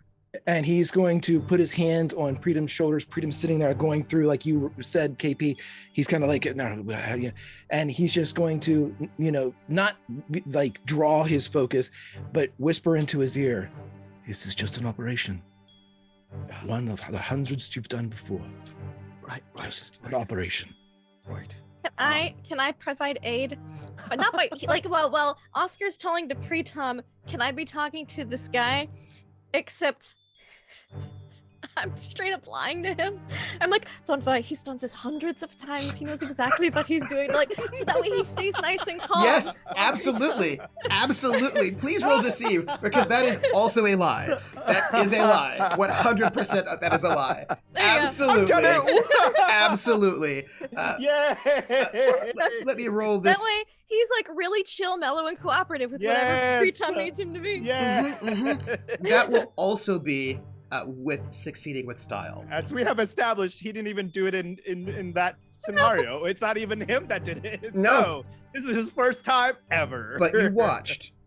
I did watch. I was You watched. such a great watcher. And you've got someone like pumping you up, and you've got someone calming down the guy who's on the mine. Trust in Pritam will be that one right there. Trust in Pritam. Yeah, don't worry. He's done this hundreds of times. To be fair, that's not a lie. You didn't say what he's done 100 of times. It could just be an operation. It's totally a lie. Okay. He sees how nervous he is and is like, distract the guy. Fair, Don't worry, fair. He's done this hundreds of times. All right. Out in a jiff. Before you roll, just to see if it makes you freaked out at all. Yeah. Oh! You hear a shout. And dogs barking. Closer than you might like. Go ahead, you can roll demolitions. Can we do something now after? Well, he has to roll first, but yeah. Okay. Yeah. Okay. Do I add? What do I add to the demolitions? Do I add anything to the demolitions? Or Well, you got have two things that you aspects if you can need it. add, but you Yeah. roll first. Okay, just straight roll first. Demolitions. Okay. My friend, let's talk about this situation. I don't want to create a new character just yet, Trooper. This is a superb challenge, which is a 5. Oh. So you need to get to a Not 5 to have this Okay. not explode in your face. Okay. You got it. You got Got two this. advantages already for You a have- plus That's 4. fair. You have 4 You already have- advantages, actually. Oh. Yeah, You're fine. because we each got +2. So you have 2, 4, 6, 8 right there. If you Okay. hadn't helped them, if you all hadn't helped him, then it wouldn't have gone so well. Yeah. I mean, to be fair, this was expected. That roll Mhm. makes sense to Right? me. Yes. Yeah, no. That 0 is absolutely warranted. Do you use? I'm just glad you didn't roll like -4. Right? Do you use 3 of those 4 advantages to get you to a So fucking lootly. I don't want to metagame this, but this is something that Oscar would say. +6? Say it. So, Mhm. and I want to. I'm running this past the GM. Do it. I don't want to tell you your job, Doctor, but is there ways that you could extract the device without deactivating it? I mean, it's certainly possible, but that would require. I kind of lean in and whisper, like, I mean, they never really taught us that level. That was more of the advanced course. He would slap him on the shoulder. I trust you. Yeah, that is well misplaced, but all right. Meanwhile, And- he's a master at his craft. It'll be his time. And this is my question for Trooper. If we use all of the advantages we created, would that get us the landmine Yes, ready to it would. rock and roll? Yes, it would, because that would be succeeding with style. And when you succeed with style and overcome, you get a boost. Mm-hmm. Well, Yeah. And that here you boost go. would be landmine. Absolutely. Brand spanking new working. landmine. Absolutely. Beautiful. But I need to know how this happens. Yeah. I need to know how it happens. Okay. Ooh. Fuck, dude, I don't know how landmines exactly work. I don't know what to tell you. But really, what I want to know is how your help from Oscar Okay. and Frida help you get through this. That's Gotcha, what I want to gotcha. know. So Because I think through their support that you made it through. Sure. So I think to meet up to the success criteria, Yeah.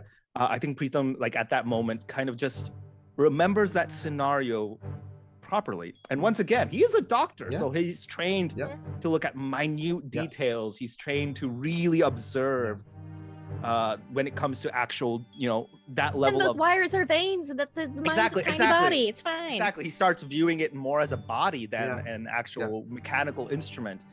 So he kind of remembers, the red wires like the blood vessels, the green wires more like the veins, perhaps the yellow wires like the nervous system. And based off of that, then I remember kind of connecting from this to this and this to that.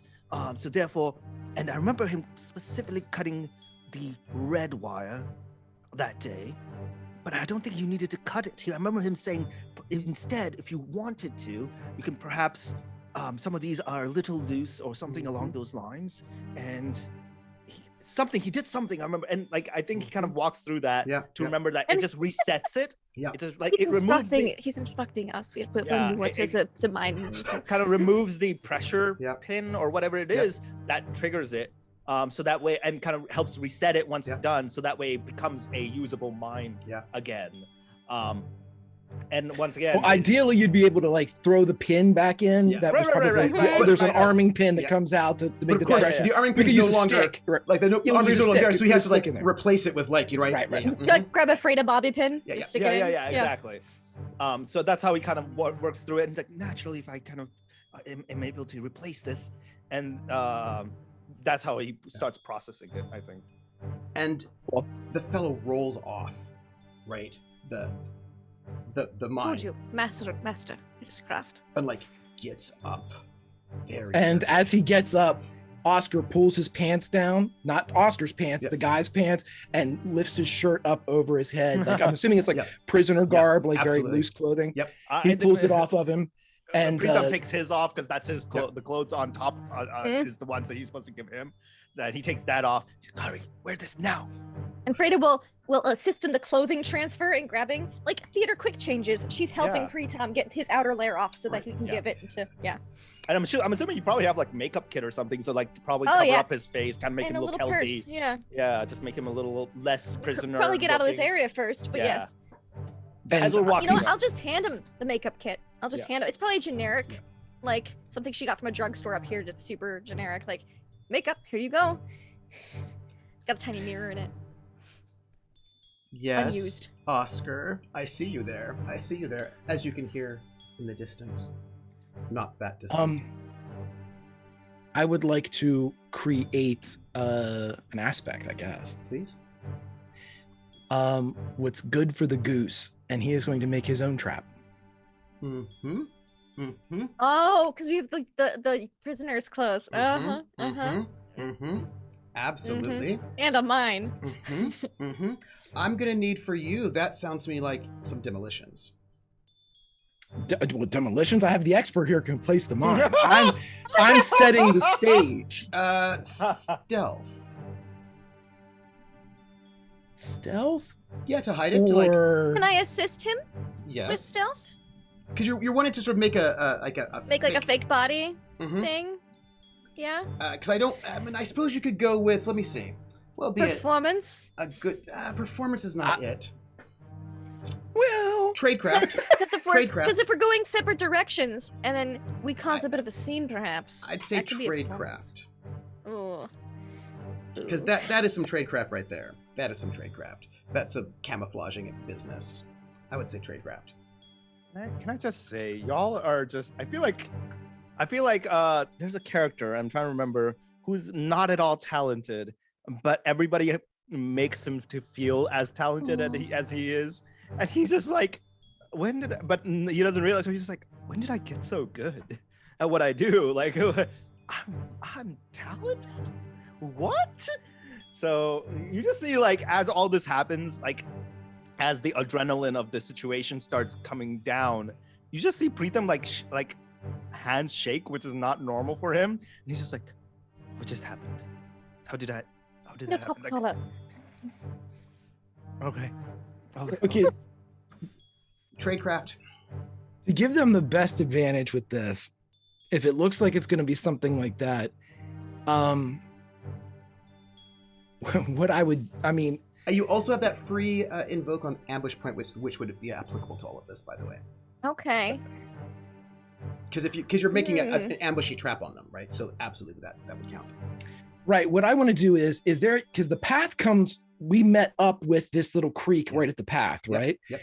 Okay. So ideally, if this roll goes down, this is what he would like to do with the roll. He would like to set the mine at the height of that path and set the clothing basically at the same point where it was, but just enough out of the water where it would look like it had been, this would be like he wants to put it at the congregation point, not where the dogs would necessarily go. Dogs would cut through the underbrush. He wants to put it where the troops would run up and be like, hey, what's here? Which is awful, but that's what he wants to do. Is it awful? Is it awful? I don't know if it is awful. That feels like that's not particularly awful. In which case, that feels to me... I could see a case for a couple different things there, right? So you could go with tradecraft because you're being crafty on that one. Okay. Or I could see an argument for fight based on the idea. Oh, that it being an ambush. Yeah. Yeah. I like that one. I will take that one, please. Please go. Because you're thinking about like, okay, how do you sort of like set this up like basically it's tactics, We're right? ambushing them with a mine. Well, it's more like it's tactics, right? You're using your fight to sort of figure out the tactics to figure out where they're going best, right? Okay, so I can do my bonus with this, and now there's a boost from the mine. Is that a +1? +2, just to, but it goes away once you use it. I like it. We also have ambush point if we need it. Let me roll first and then see what's up. Oh my god. Do you want to use... Okay, so that's an epic. That is an epic. Yeah, I'm gonna definitely use the ambush point to take it to a 9. You don't need to. It's not that hard to... Well, let me roll theirs first. They do not have this as their main skill, so they only get a +5 to this roll. Let's see how they do. 6. Yeah, take it up to the 9. I'm gonna take it to a 9, and then I'm gonna spend another fate point to take it up to 11. And this one is my high concept. German theater student that joined the Gestapo and betrayed them to save those he loved. Yeah. And so he is going to set this up for maximum effect. Okay. That's gonna be a +2. 11. That's succeeding with some style right there, because you're creating that advantage. That's a 2 you get. For, you did not use the landmine, correct? I rolled the 7. No, I didn't use the landmine. I used a 7. I'll use the landmine for a 9. I'll use the ambush point for an 11. And I'm going to still use the fate point for a 13. Lucky 13. Let me note that. 13. Lucky 13. I'm just going to write that down. I think you made the mine more potent. That's a number. What do you all do now? You know they're coming. Probably run. Yeah, I had the guy the makeup compact, and then say good luck. Did we somehow manage to make a nuclear bomb out of a landmine? Is that what's gonna happen? He looks with all these different directions, figuring out which way he's gonna go, so he goes a different way than you go. Oscar says, "Don't go that way," as he points back where the landmine is set up. And I'm gonna. Can I assist him in his escape? In the sense of, yes, you can. How would you like to? Like how we came here. Could I use botany? Yeah. To show him an easier path. Yes, absolutely. Absolutely. Yes, please. Come on, baby. I'm gonna need to know if I got that. That's a fair. That'll be a tie. Oh. For that tie, you can create a boost for him, just like a little one boost. One boost. One boost is nice. One boost is nice. You're out of our problem. You're no longer our problem. Can I give him an emotional boost? You can give him an emotional boost. Yes, you can do it. That would be rapport. That would be rapport. Sure. I'll try to give him an emotional boost. Roll rapport. That's a boost. Not advantage, but it's a boost. Hey, 2 boosts is Yeah. better than nothing for this bro. He crouches slightly, right? Notes you both. He Mhm. looks at the thing. He sort of has a slight limp. His ears are up, and he's listening. And he's sort You of know what? I'm gonna turn that from a boost. I'm gonna spend a fate point to make it using which uh, aspect? Oh. subtle social manipulator. Absolutely. Wait, as this is happening, I That am way a he has doctor. a boost and An advantage. an advantage. What can I, as a doctor, I probably noticed that he's limping. Can I give him because he was Painkiller? bleeding, like painkiller, and also like bandage up any wounds quickly, You- like dress up any wounds? Time. We don't have time. I mean, Hand him the bandages and the painkillers. Yeah, I just gotta hand it to him. Like when you get the chance. I'm assuming you know how to use these. Well, 1 pill if you want. 1 pill should be enough. Okay, don't overdose.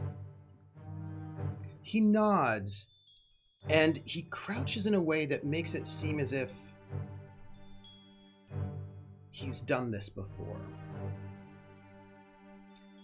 And Like escaping? What do you mean done? moved through dangerous situations before. Mhm. Mhm. Okay. And he takes a step, pauses, smells, waits 1 second. You can hear the dogs. They're coming closer.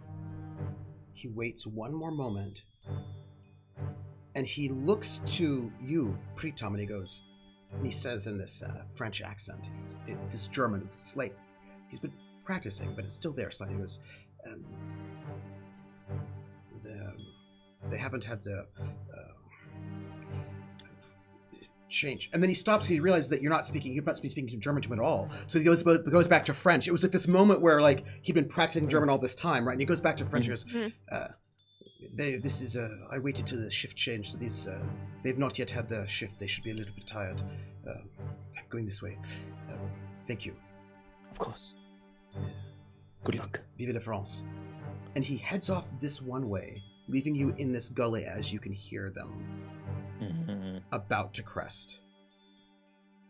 Let's go down this way. As he would, Oscar would point in the opposite direction, and as soon as we can, we're going to take out of the bay, and we're going to act like we just heard a big explosion because we're German hikers. When you look back at him, you can see him sort of move quietly and silently off in this direction, right? He's got the things you've given him. And he gives you a salute before he leaves Okay. and makes his way back out. And you all sort of move your way this way. I'm going to need a stealth. Okay. Who has the highest stealth? I have a 2. I think One can what do aid I the have? other. I'll I aid have you, a Lindy, because 0, so- I rolled Sure, it first sure. time, so you can roll this time. I'll take the aid. Do you have? Can I once again use the botany to aid? Yes, yeah, you have to roll it. Yay! I have to roll it? Mhm. Okay. Mhm. Come on, baby. No. God damn it. No. Nope. But Okay. give it to me. Let's see what I got. Oh no, box, come back. There we go. Yeah. Or, okay. Oh, that's bad. That's a bad That's roll. a 2. Oh. So, let me just roll. That's this. I think I'm gonna have to re-roll. However, This feels. Kaboom! you are slipping away as they crest the hill, and one of them sees you. It goes, "Halt!" And they start moving very quickly towards you. Mhm. I am going to have to now make a roll, No. which will be their athletics. Okay. There are 6 of Hope them with dogs. You're not terribly athletic. Yeah, I we. mean, they're fine. That's an 8. Okay. You beat them with your demolitions roll 13. by 5. So, as they crest this hill, they see you, and they shout, and they rush, and as they move forward, it's 1, 2, 3 steps, and there is a massive explosion. Oh. I'm going to need a will roll Oh, I can do that. from Pritam Okay. and also Frida. I don't need it from you, Oscar. I don't need it at all. It's fine. It's a good. Ooh, fair. Mhm. Man, all those negatives all at once. I So, already used Iron Will. uh, That's aspects are only once per session, right? no, once per roll. Once Per- per. yeah. Okay, got it. Once per roll. So if you have a roll and you can only use one aspect one time on that roll because there's many aspects that are relevant. Gotcha. You're looking at by the way, you're looking at a 6 that you're defending from. Oh, Okay. Yeah, I'm a definitely. So what is it that? What are we're- your stunts, by the way? stunts? Mhm. I'm a surgical savant, Mm-hmm. wanted by State Department, Mm-hmm. safe haven in the belly of the beast, which Mhm. is my location aspect, Mm-hmm. and then state of the art clinic. Yeah, none of this will help you. Okay.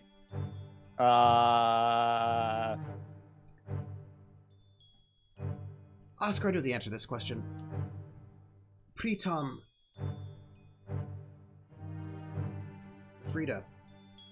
I think Freda's gonna spend a fate point to try and. That's what I was gonna say. I'm Yeah. gonna do. Have you ever experienced what it's like when 5 human beings explode into a rain of mist and bone No. and shard, and you can smell and actually taste in your mouth gunpowder? Like the explosion is so loud it rocks you, and it even though you're not that close to it, you actually got far away. Gunpowder travels and it's in your mouth and it's in your snot and also is blood and sinew, and these people who were once people are now just pieces of meat, and there's like an eyeball and a limb, and you actually don't even know what all these things are, and you can smell it burning flesh of humans and screaming.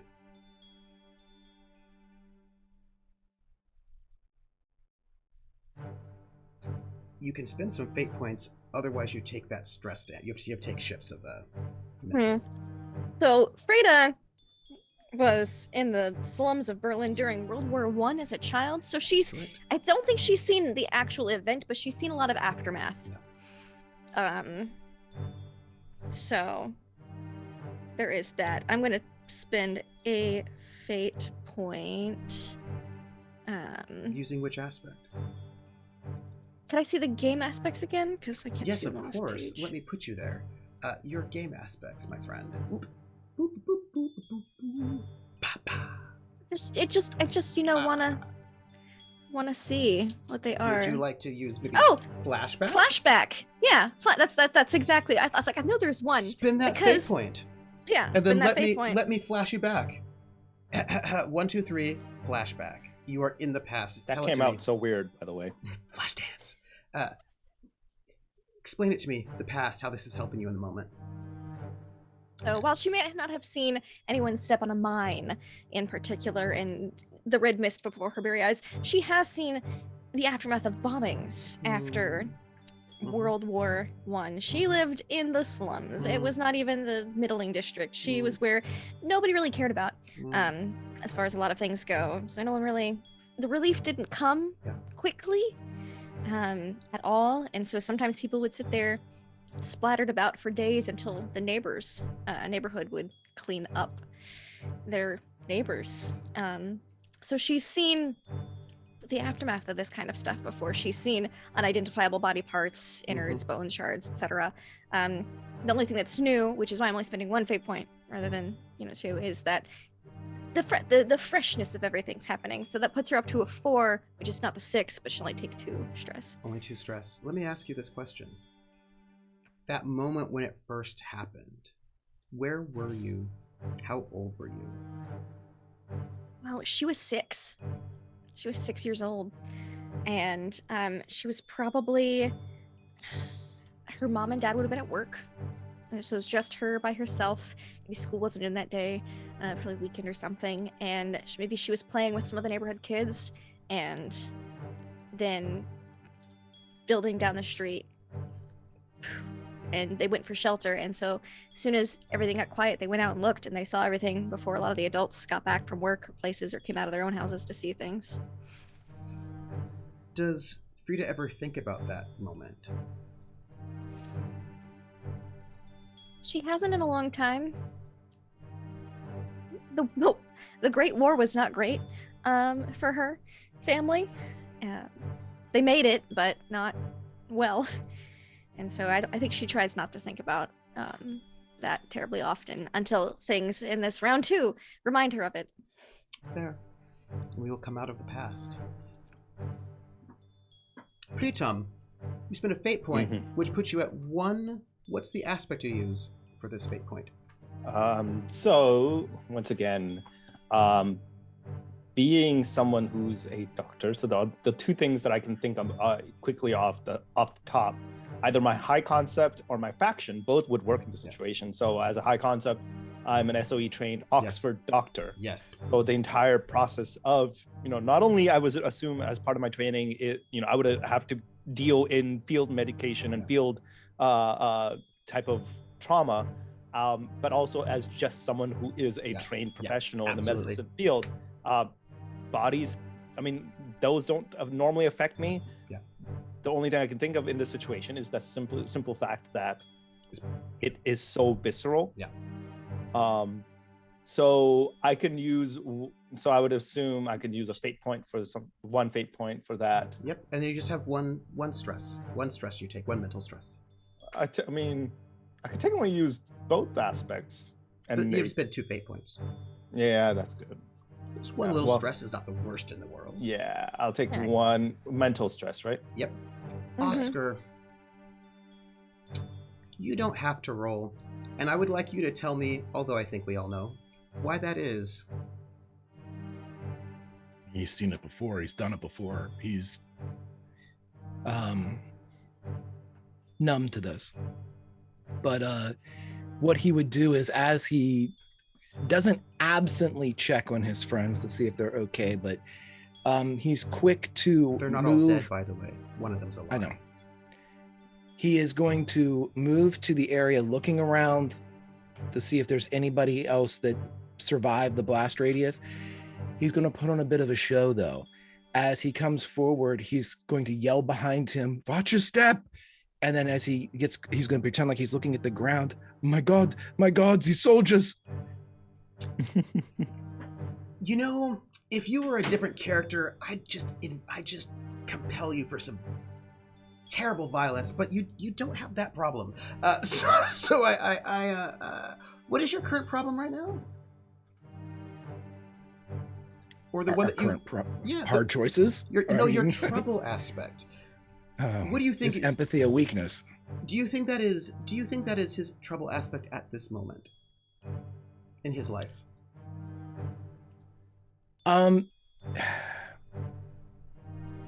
I.e., are you rewriting your trouble aspect after the events of last season? Yes, but I'm having problems because empathy is still his problem. Oscar's weakness. But he doesn't have any empathy for the Nazi war machine. Yeah. And so I'm having problems because we always fight the Nazis, so he never really has his troubled aspect pop up. So I'm going to have to do something about that. Well, it happens until we try to blame the communists. Yeah. Right. All right. I need a perform from you. Sure. I mean, it would be deceive, but you could roll. Perform. Yeah.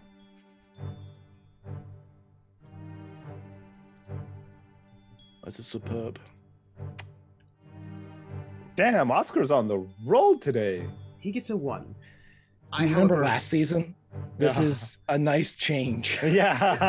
I do ever have to make a roll for this fellow for another situation. Okay. Freda is, just because her sense of smell is kind of heightened right now, she's a little stressed. She's gonna puke into the creek. You come over and you make this show.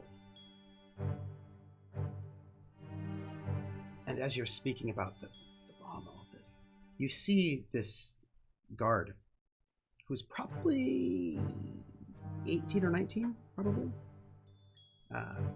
And he is not listening to you. He has his gun, his rifle, holding it as he was when he was moving. But you can tell that the fingers on it are loose and trembling. And he's standing there, not hearing a word you're saying. And he's looking at Pritam and Frida and the gore on them. And his lip is trembling a bit. And you can tell he is not present. He would take the gun out of his hands when he gets close enough. He doesn't resist in any way. Are there any other... Do I hear any other... Just nature now, huh? Just nature. It's very quiet. Very quiet. Just the sounds of...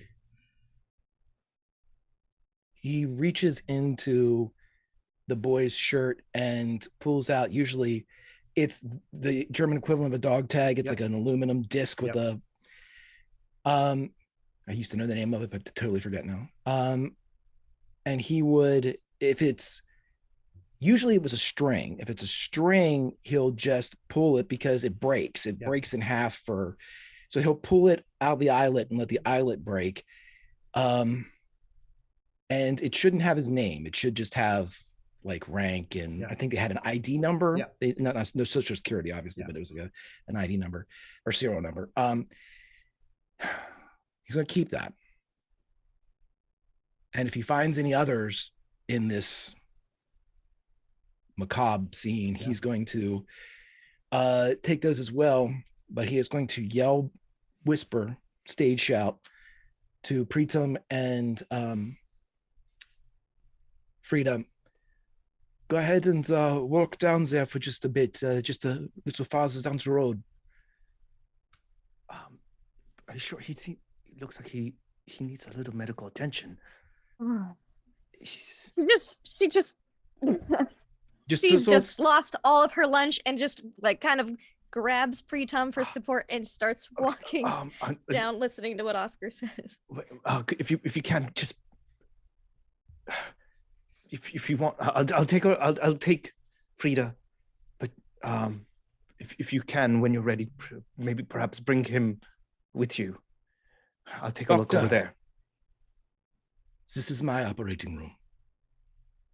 And there's a look that he gives you in the sense of he's just like, it's like clearly he's just a boy. He's just like, it's like almost a little bit of a pleading because he knows what's about to happen, but it's just like a sense of delusion, a sense of tug. And he kind of just, he's walking away, but looking back once in a while, and then stops looking and keeps walking. As soon as Pritam is out of eye shot and Freda is out of eye shot, he's going to look back at the boy and stand like right in front of him, so his own reflection is in the eyes of this boy whose dog tag he carries.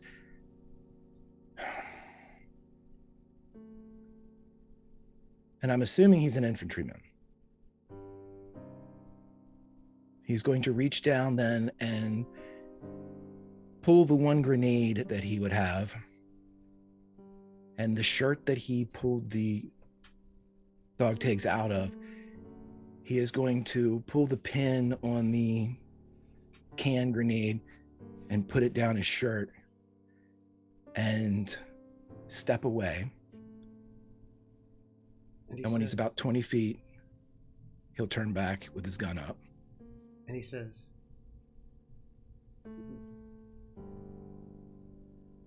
"Where are my friends?" They're right here. And he pulls the trigger. He's shooting the grenade. You hear, my friends, Pritam, Frida, an explosion. I pull Frida closer and just kind of like not even looking in that direction, kind of just like, it's okay. Where that I remember seeing some boulders over there. We can have a seat. Maybe a nice, fresh, cool stream, and just I think sounds nice. Yeah.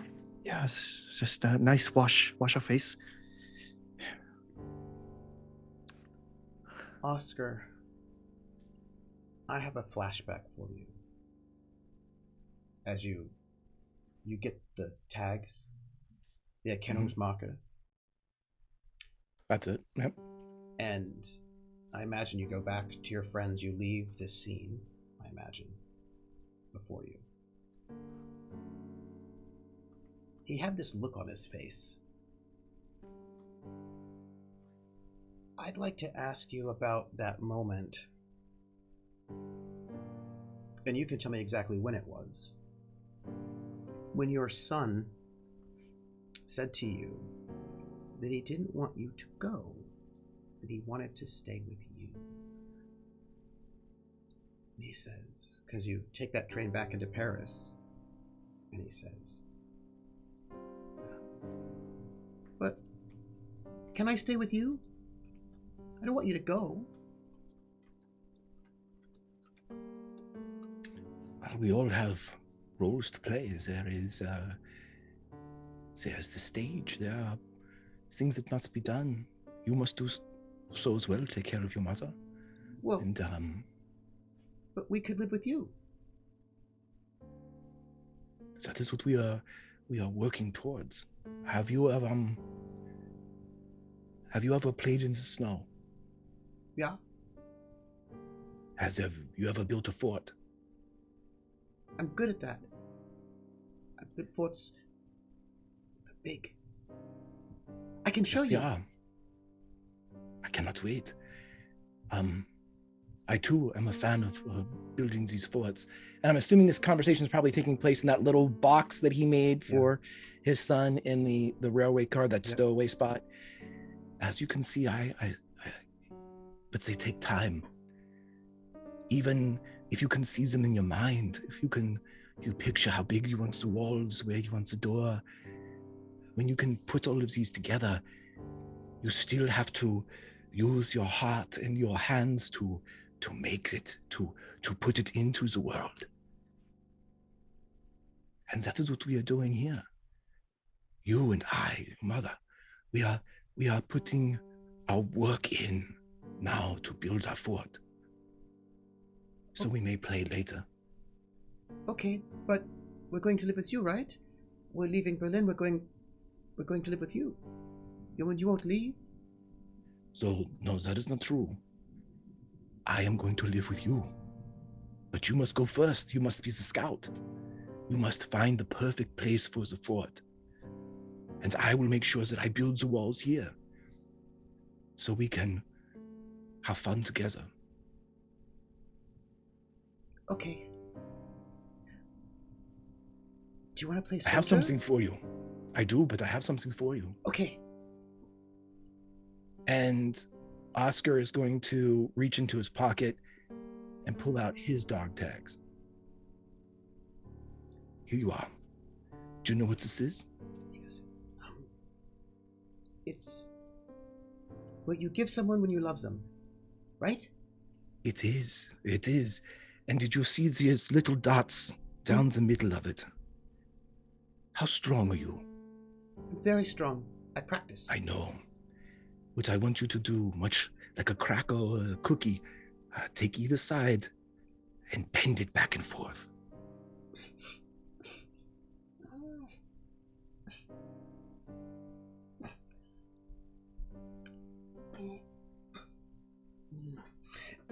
he looks around for leverage, and he sort of takes one of the little sort of edges, right? And he starts pressing on it until you can start seeing that it starts moving.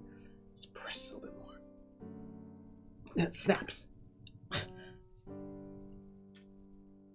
Very good.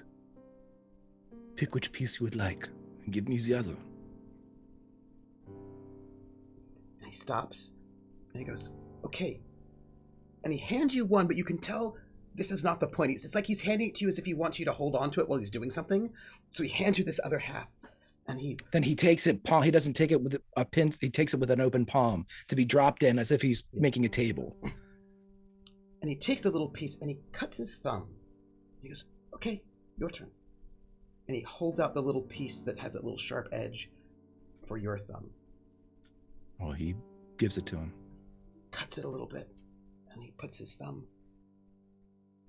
We're going to be blood. Oh, and he presses it together. We already are, but this is good. And then he takes each piece that was broken and puts it between the two thumbs, and with his other hand presses the thumbs, almost making like a sandwich with each of the pieces, and does it with each one. Is this the first piece of our fort? Okay, so listen. I'm going to pretend to have a grenade, and we'll throw them, and it'll make a big boom, like fireworks. Okay? Yeah. Okay. But remember, whenever you throw them, what do you have to do? I don't know. You have to plug your ears. Okay. I won't hear anything.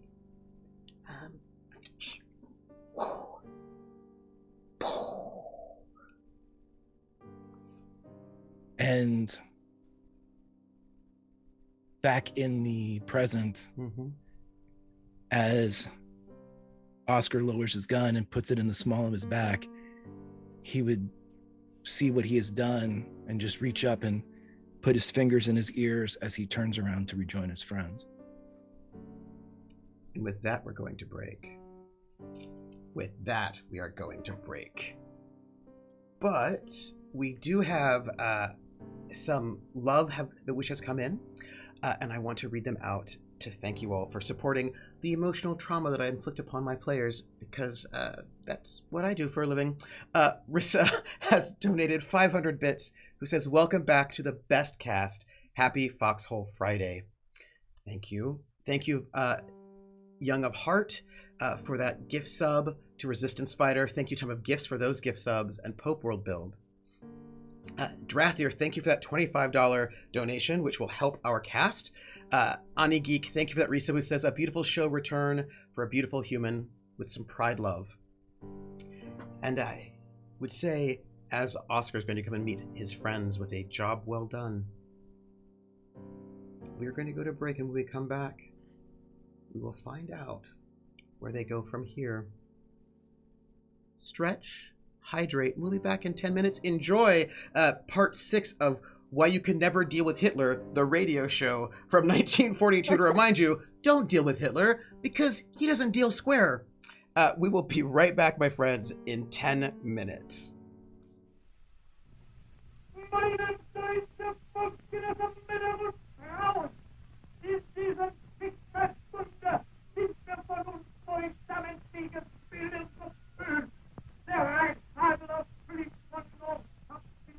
You can't do business with Hitler.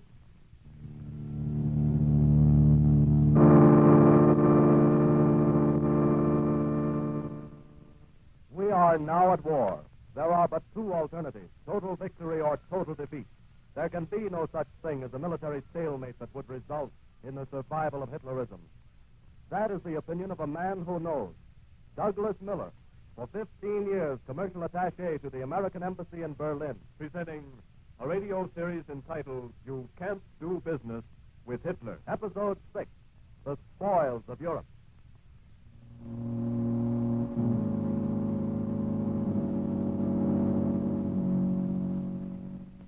Douglas Miller speaking.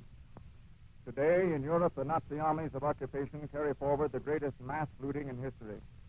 Conquered countries are being systematically stripped of their raw materials their gold reserves, their railroad equipment, their factory machinery, and even of their food supply. France is the most tragic example of all. The looting of France began on June 22nd, 1940, when, following the defeat of the French armies, French and German officers met in the historical railroad car at Compiègne to discuss armistice terms. We expect, gentlemen, that in accordance with international law, France will pay the cost of maintaining the German army of occupation. We cannot object to that. What is the sum expected of us? 400 million francs a day. That seems very exorbitant. We don't find it so. Pardon if I insist that it is. Surely you can maintain your army of occupation on 1/10 of that amount. I am not authorized to bargain with you. General Keitel, you speak of international law. May I point out that international law does not sanction payments 10 times in excess of the actual cost of occupation? I am not authorized to bargain. General Keitel, this is all impossible.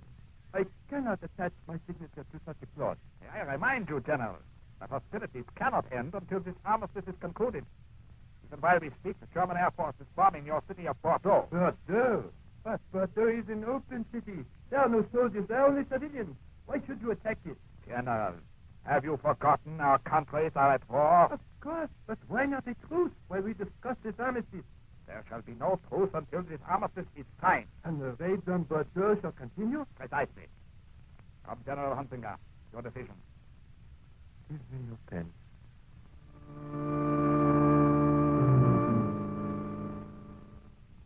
Every American newspaper carried the story of how, because of the threat to Bordeaux, the French representatives had been forced to accept these harsh terms.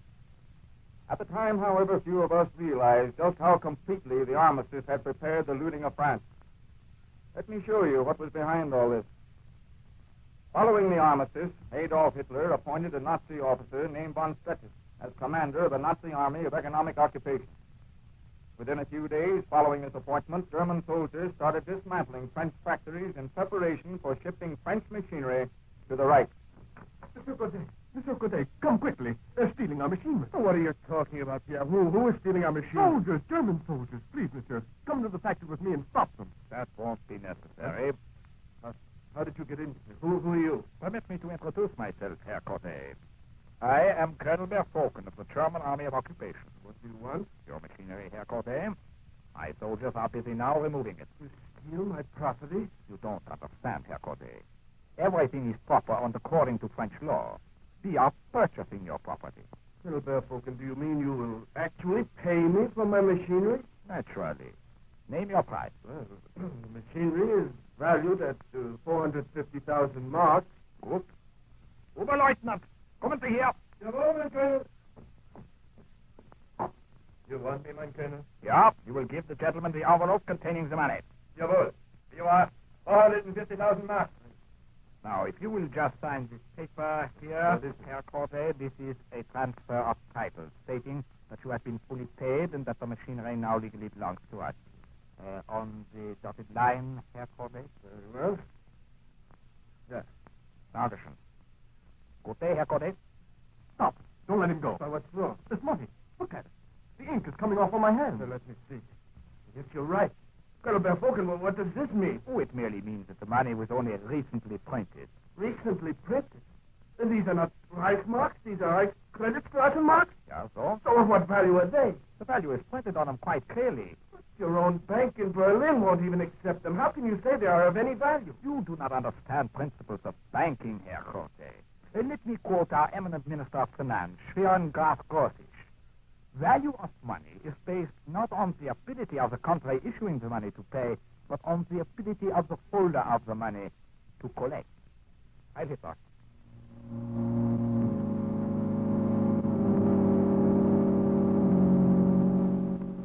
Without a cent of capital, a stock, a bond, or any other collateral whatsoever, the Nazis printed more than 3 billion Reichskreditkassen marks. This worthless paper money was used to pay for various goods taken from the French. Unbelievable? Fantastic? Of course. But if you want proof, read France on Berlin Times. See page 58. This book was written by the well-known authority Thomas Kernan, who was an actual eyewitness of the plundering of France. Not all French factories were stripped of their machinery, of course. Some the Nazis left intact. These were used to turn out tanks, airplanes, and other instruments of war for the German army. However, the greatest coup of all was yet to come. Let us return once more to General von Stecklus, appointed by Hitler as commander of the Nazi Army of Economic Occupation. In the fall of 1940, von Stecklus conferred with a high Nazi official named Dr. Charles Schaefer. As you know, General Stecklus, the Führer has appointed me co-director of the Bank of France. What are your plans, Doctor? The Führer is not satisfied. Most French property is still legally owned by Frenchmen. The new order will not be completely organized until all key industries in Europe are not only controlled, but actually owned by Germans. What is to be done? I have a plan. Even now, my staff are examining the books of the Bank of France. I don't understand. Oh, this is too complicated to explain fully now. I'll contact you within a few days. Schaefer's plans were laid very carefully. His staff gave him a long list bearing the names of French corporations owing money to the Bank of France. Nearly every important industrial house in France was on that list. And then, monsieur, today you will call in all loans. Dr. Schaefer, I don't understand. Let me explain. On examining your books, I discover hundreds of corporations owing money to your bank. You have a perfect right to demand that this money be paid. But that is not the way the bank operates. It has always been our policy to give our debtors plenty of warning before calling in a loan. Otherwise, how can they have time to collect the money to pay us? That is their concern, not ours. You will do as you are told. Call in all loans immediately.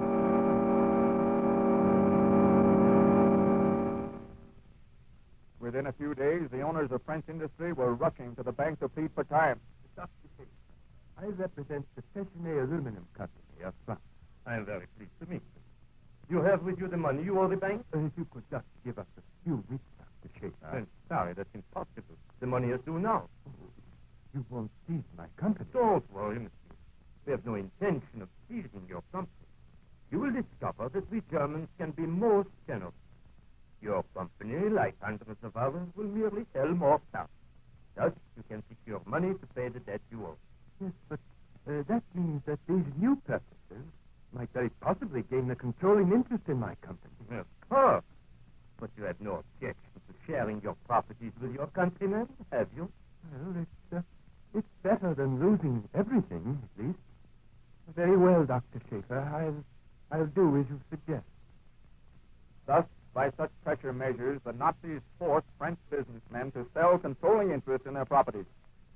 Frenchmen were led to believe that these controlling interests would merely pass into the hands of other Frenchmen. But what actually happened?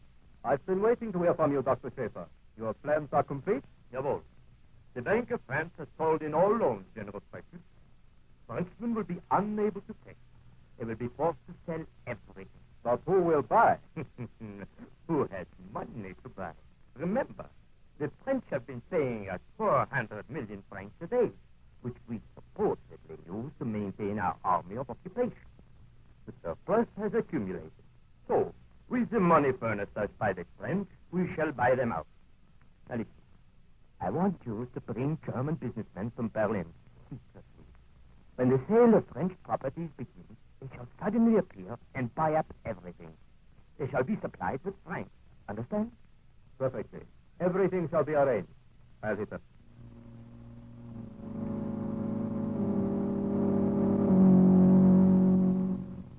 This cold-blooded plan was carried out with the greatest efficiency. And thus today, all the key industries of France are legally owned by Germans. And the properties were purchased with money the Germans had extorted from the French people under terms of the Franco-German armistice. The French did not realize how completely they had been duped until the new stockholders began to appear at stockholders' meetings. Gentlemen, the meeting will now come to order. Gentlemen of the Stationary Aluminum Company, recently, in order to pay a debt owed to the Bank of France, we were forced to float a large percentage of new stock. However, as chairman of this board, I see no reason why this development should affect the policies of this company. One moment. I think you are out of order here. Out of order? I don't understand. Permit me to introduce myself and my associates. As fast. Herr Freihaler, Herr Hindler, Herr Prüfpfeffer, and I, gentlemen, am Herr Miller. Now, gentlemen, at the recent sale of stock, I and my associates purchased 55% of the stock of this company. represent Hermann Göring Incorporated. Hermann Goering. Then you're German. Yeah, we are German. And gentlemen, since we own a controlling interest in this company, we have elected myself captain. And now, monsieur, if you'll just hand over your gavel and vacate that seat at the head of the table.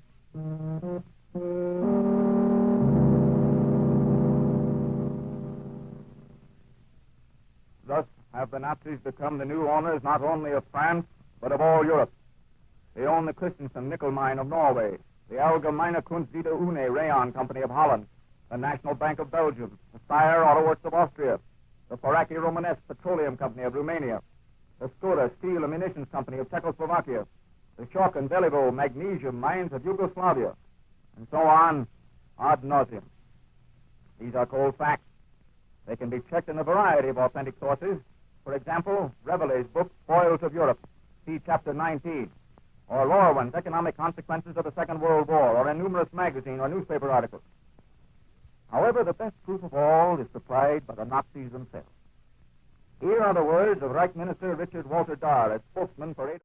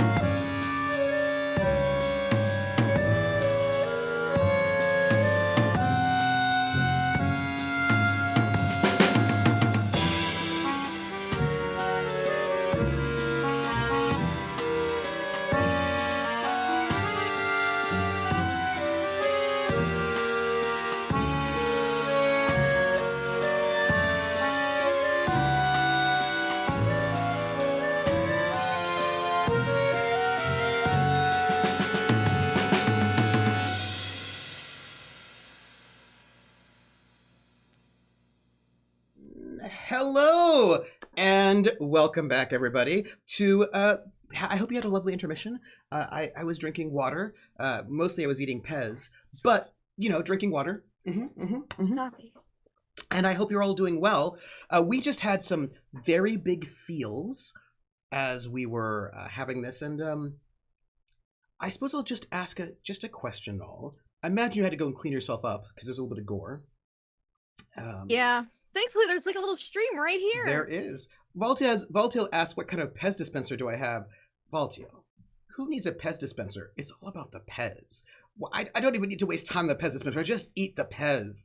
I think I have a couple doubles from my early 2000s, like Phantom Menace Star Wars Pez set, if you need one. Nice. So imagine you cleaned yourself up and you went back to this. You're at a spa, is what you're at, right? You're at a spa. Lovely. Nice. So, and spa in German is like there's basically a lot of like baths, right? Like sort of like a yes, because it's good for your health. Germany is super interesting in how they think about health differently than like the United States thinks about health, which is not to say it's worse. I'm just saying they think differently about health. They're really into the circulatory system, right? Like you want to like get into baths, have like, you know, sleep with your window open, like, and like I think we don't even think about the circulatory system at all. So it's interesting to me, right? So like one of the things, you go to these baths, right? So you can go and relax, right? And get better from this moment. And I would imagine most likely that you do not leave immediately. You're probably there for a couple more days, some more time, right? Because this was just like a moment when you were out hiking, so you could do this pass off. So I think I'd like to bring us back, before we get back to Paris, maybe the next day, because I imagine Oscar's probably not wanting to talk too much about it at that moment. And I imagine probably when you get back, there's probably some kind of lunch with people who want to have lunch with you. Right? There's all of this sort of chatting And so I feel like we should probably pick up maybe late in the evening, perhaps, after a dinner. Everybody's so interested in you all. You're sort of important guests, and so there are always people around. Nobody that you need to worry about in terms of security, but more like there's always someone there to ask if you need something. Do you want something? Do you need something? Do you want something? And can we show you something? We can give you a tour. We can give you a walk. Everybody wants to sort of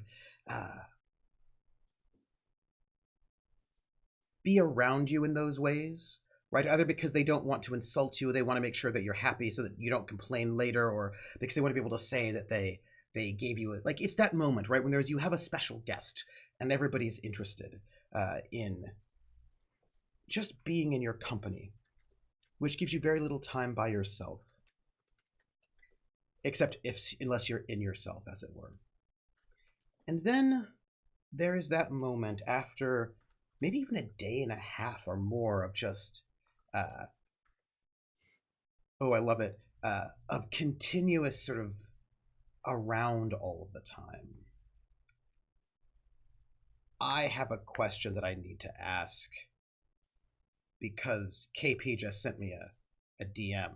And so I wasn't going to do it now, but I'm going to have to do it now. It's not my fault. It's a flashback. So, Pritam, KP, you did it. You told me that there was a thing, so I'm going to blame you for this flashback that happens right now.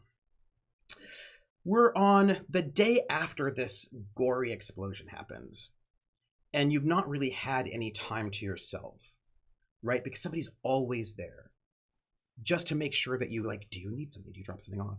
I'm good. Thank you. And you can clearly tell, like, Pritam is not, he's half-assing all of these greetings, half-assing these interactions. It's putting on a front, and it's clearly almost looks like you're putting on a front, right? Like, like, no, thank you. I'm good. Thank you. No, I told, it's fine. And there is this one person. You're really far out east. You're quite far away from France, but they've got one person who can speak French, right? Who's there, who can speak French, who's like always the one who's like wanting to make sure that you in particular are okay. And somebody says something to him at one point in time. He's not right at you. He's like, maybe 20 steps away. You can hear the conversation, but you don't speak German. And one of them says, who is that? Like, you don't know who that is? They've never told you who we have here at our spa? Like, no. Well. And I'm going to put that filter back on to take us into the past. To a moment when that same conversation happens. Two people are saying, well, do you know who that is? No, I don't know. Oh, but they're not talking about you. You're there. You're walking into the room with Lakshmi. And there, behind a desk, is Subhash Chandra Bose, who has escaped. The man who is the president of Free India, recognized by the German government, the Italian government. A few others have recognized his government in exile, a free India, free from British domination. You've heard he's building an army. He has the Free Indian Army, a couple of battalions already. And he's got a center here in Berlin, and this dream of liberation is on the move. And when you walk in, he stands up and he smiles warmly. And he says, Your Highness. Just doctor. It's a pleasure. Pleasure to meet you. The pleasure is mine. Please, would you like some chai?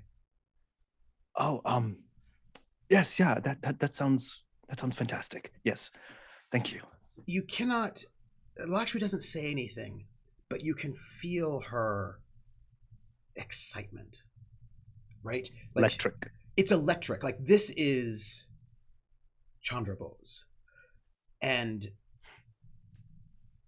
she is introducing you to him. She doesn't make the introductions, but like, this moment where you two, you two people who she clearly has a lot of respect for, are both meeting for the first time, and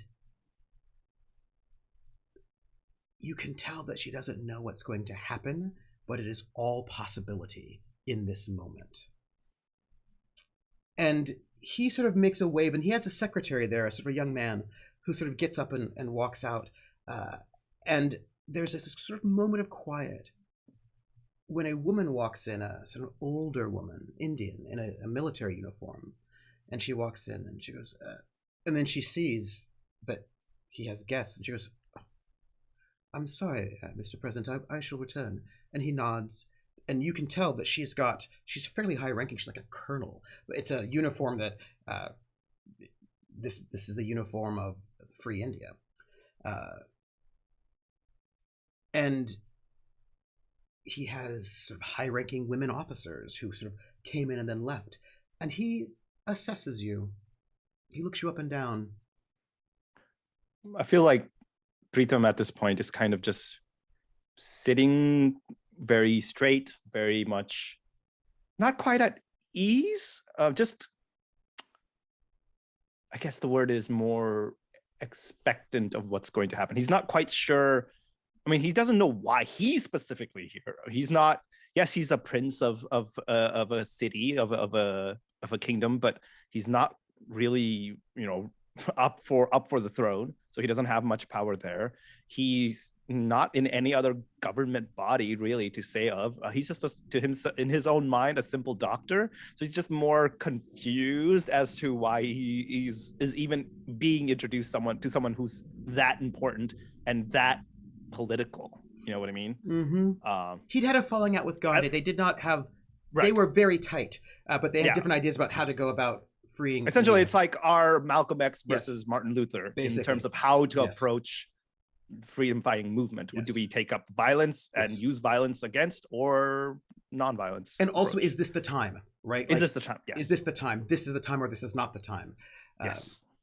And he regards you for a moment, and he has got little spectacles, and is a sort of like he looks, I would say, here, let me get this for you. I can show you what he looks like, because he's quite a handsome fellow, I would say. He's very handsome, man. Yes. And he's got that kind of you know when you see somebody who's got that kind of like a spark of presence, right? Who's got a real sort of presence to something to them. There's this level of authority, not even quite authority, but yeah, like you said, they take all eyes in a room come to them, like they and where did I just put you? This is my what do you call it, my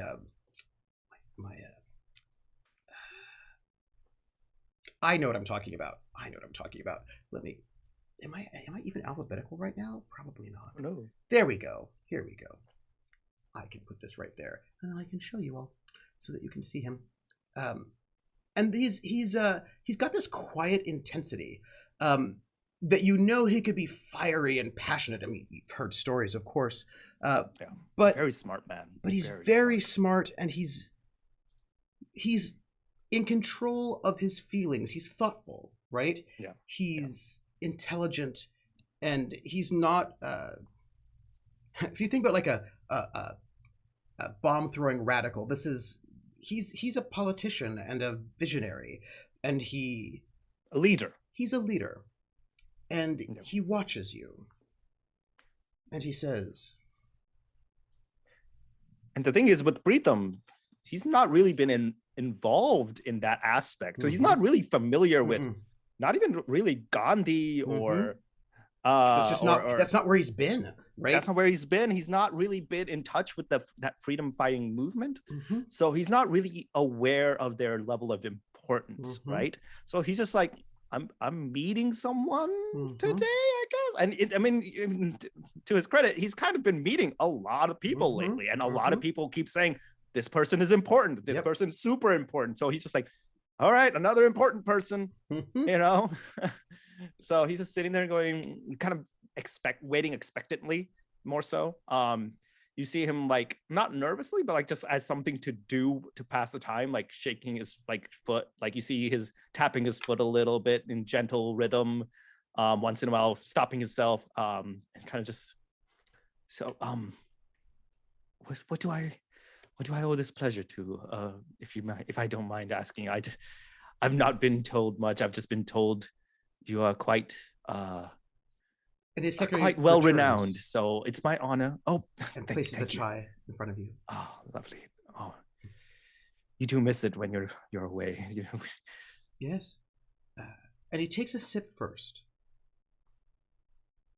and then he waits. I as well take a sip. I have been impressed by your writings. Oh, really? That's an honor. Thank you. Also, I have been acquainted by Ms. Roy of your speaking on the radio. It's a job as any other, but I try to do all I can with anything I'm given. So It reminds me of myself as I speak on the radio here out of Berlin. Oh, really? Oh, I was not aware that you were in the business. Well, I'm in the business of freeing India from her oppressors. That is quite a job. It is. In order to do such a thing, you need intelligent people around you, passionate people who can sway hearts and minds. Oh, yes, I would absolutely imagine so. Indeed, yes. To inspire. None of this is quite clicking yet with Preetham, by the way. He's just like, oh yeah, I'm sure it does. Yeah, that's logical.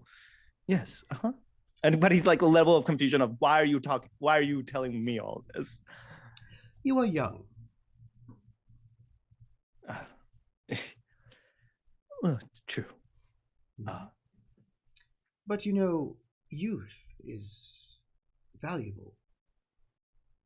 When you are young, you can see things that those who are older sometimes cannot, because you have fresh eyes. I mean, there's something to that, I suppose. Yes. And of course, even those who are young may have within them old souls. He kind of just nods. At this point, he's just like, what is this geezer getting at, man? Mm-hmm. Just out where you're tiptoeing around something, get on with it, kind of. But very politely, he's just like, You have written eloquently about the need for India to throw off the shackles of the British Empire. Yes. Sometimes I think many would have been surprised that a prince would have said such things. Well, I mean, in the end, whether one is wealthy or not, or of a caste that is different or not, as a doctor, I've come to the single conclusion, the single utmost truth: we all bleed the same red blood in the end. Yes.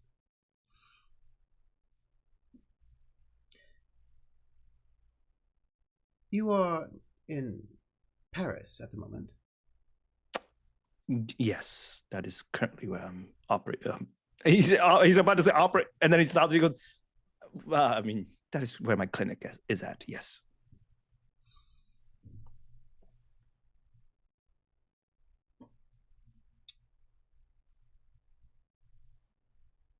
There is a General de Gaulle who sits in London, claims himself as the president of Free France. Yeah, I believe so. Yes. Have I met General de Gaulle? You have not. I have not. He's yeah. in. He's Have in. I heard? You've heard of him. He has declared himself the president of France, even though there is currently a government in France, and various allies have all recognized him as the president. The United States has not, but the other, like the British, and right, they've recognized him as like the president of Free France.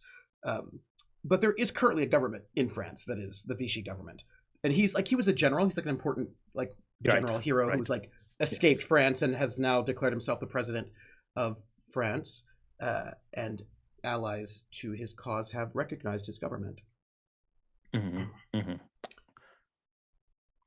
Now, this is a moment of opportunity. Yes. I have, with the help of allies, been able to create our own army. A free army. Well, I mean, that's quite a endeavor. I'm sure that must have been quite a hard work to get to. Congratulations. It is not difficult when people want freedom, and they're willing to fight for it. True.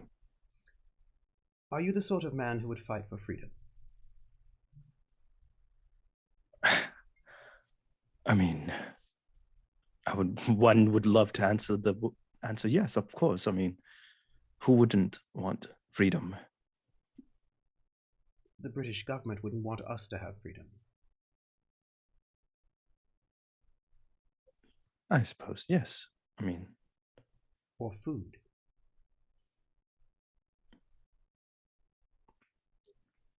He kind of nods his head. Indeed. I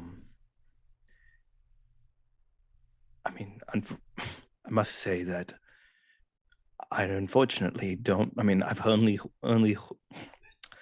heard stories. I've just never had the opportunity to, or missed opportunity to, I suppose, verify.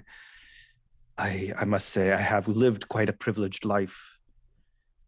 But I have done my research, and you have given up that privileged life to serve the people. You say things that would, well, upset your family because you know that, well, the people are more important than living at the lap of our oppressors. I would love to rather judge a person on their own individual merit, regardless of where they came from or who they were, I suppose. We are going to establish the Free Government of India. I'm in negotiations right now, and I will have a number of countries have already agreed to recognize Azerhind as Free India. And when you make a government, you do not need just soldiers who fight with guns. You need an entire infrastructure of people. You need scholars and thinkers, people who can inspire. And you need ambassadors. Indeed. And you are already in France. And already, a lot of the realization has been dawning. And at that point, he was just like, shit. He kind of just, but he continues the act of innocence. Mm-hmm. He's just like, I have. And you are already speaking with the voice of Free India on the radio. It is a unexpected position, yes. And I'm still just now learning. The German embassy speaks well of you. It seems like quite a number have come together to, or conspired to set me in a higher position than I actually feel that I am, but I'm grateful that people think so highly of me. I would like you to be my ambassador to France. Me? Oh, you must be joking. No. I never joke about these things. I kind of look to Lakshmi. And she is beaming. Like, how do I put this? I'm going to say it like this, and this is not exactly true. Like, one of her very best friends just got offered something really amazing, except that I feel like best friend is not exactly the vibe that we're getting there. It's a bit more of a, like, my almost maybe perhaps in the future boyfriend just has this amazing opportunity. I'm so proud of him. Like, she has got this massive amount of pride and excitement for you. And you can tell she wants to, like, maybe like squeeze your hand, but she does not. She sort of sits where she's at, but you can tell that she knew this was coming, and she was so excited. That's a huge honor. That's quite the honor. Thank you. That you would even consider me for something like this. Of course. I too judge people by who they are, not their station. Well, I'm glad we're of the same mind, but I mean, I would love to hear more, at least, on what this would entail. Representing free India to the Vichy government, of course, and representing our interests, getting allies, getting those who would support us, really trying to negotiate to make sure that France will support our freedom. And I imagine they will. And when we speak of France, are we speaking of, as you mentioned, the free people of France, or are we mentioning the current established government? Well, that is the government of France, was voted in by them. Pétain is France. Even the United States knows this. And as the current government of France, if we can get them to recognize us, that is one step further. De Gaulle sitting in England, he definitely will not, as he is dependent on them, will not recognize our freedom. And you have confirmed this. De Gaulle cares about his colonies, and England cares about her colonies. We need to be free. And for that, we're willing to shake hands with the current Nazi regime, the current German regime. Indeed. I see. If I may speak a bit more candid. Please. May I ask what your current thoughts of the regime is, of Germany, of their practices, of perhaps their philosophies? The enemy of my enemy is my friend. That is a very convenient saying, yes. But millions of Indians are dying in a famine manufactured by the British as we speak.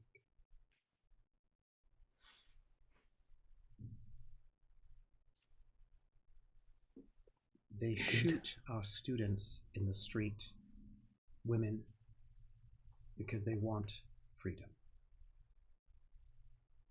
By the hundreds.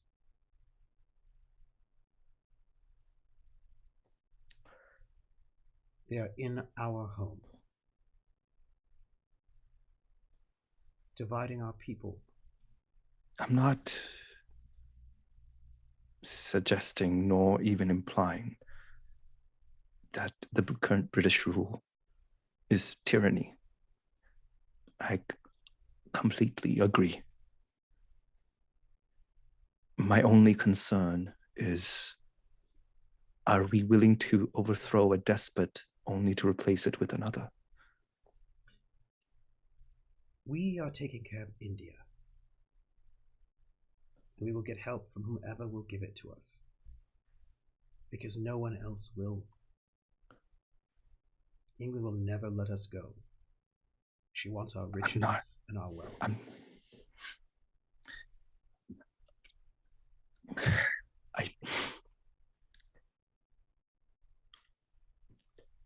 You have spoken so highly of them, the Germans.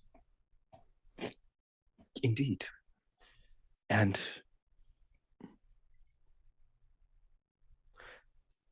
they can be a respectable lot. I just ask that you perhaps do more thorough research to ensure that those who take over, it's more so I come from, perhaps the better way to put this is I view them all about equally when it comes to amongst themselves. When it comes to Britain versus Germany or Britain versus France or Italy or anything else, I think, yes, I have a way to judge. I have a way to put them on a scale. But when it comes to the interest of my own country, of our country, I would like to be a bit more prudent on who I select. Because, like I said, sir, it does not do to take the hand of one Rakshas, one devil, to fight another that currently resides in our home, because all it will ever do is stab you in the back afterwards. They will not rule our country. They'll provide aid so that we run it ourselves. They are all the same. They will all offer aid with one hand and hold a blade in the other behind their backs. Yes, but playing them off against each other means that we can have our freedom. But once you do, once you have that freedom, how can you ensure you are able to protect it? That is why how can you ensure an army. The Indian Legion. Come. Using. Perhaps I'm not as well versed in this. I do apologize. I'm coming in, as you mentioned, with completely fresh eyes. Clearly, I don't have the level of experience nor expertise that you do. The only thing I can bring to this table, perhaps, is insider experience of being on the other side, of seeing all of them operate, British, German, Italian, French, yes, all of them. And yet you've seen them and you have spoken highly of the German government. You have written how the National Socialist government is perhaps the best way for us to find our freedom. You have spoken so persuasively. I look to Lakshmi. And she nods at you like, yeah, you did, with encouragement. I have, indeed. I suppose I'm just getting some nerves at the end of when being put in a position that I don't feel deserving. Listen, it is a great honor, but being the ambassador for a government that is not yet formed it will be a lot of work, of course, but it is something we're all doing together. Perhaps then I could ask government of youth. That's quite a nice thought. If then, okay, let me ask this. If I were to take up this position, what would be my responsibilities? What is the expectation here? Yes, well, at the moment it is still, we are not yet settled. It's not been yet declared. What I would want is for you to do what you're doing, impressing and meeting the people of France, government officials, ambassadors, the industrialists, financiers, and speak to them of the need to support free India, Azorheim. Speak to them about, well, as you have been doing, about the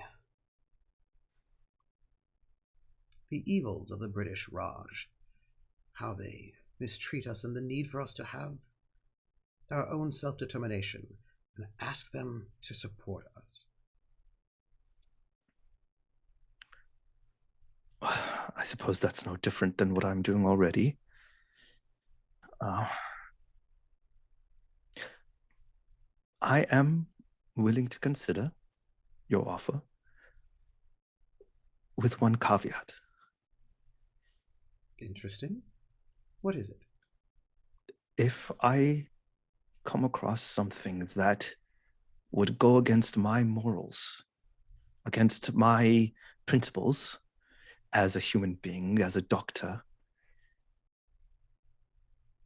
I ask only that I'm able to renounce this position and perhaps, if you don't mind, not really have to give a reason why.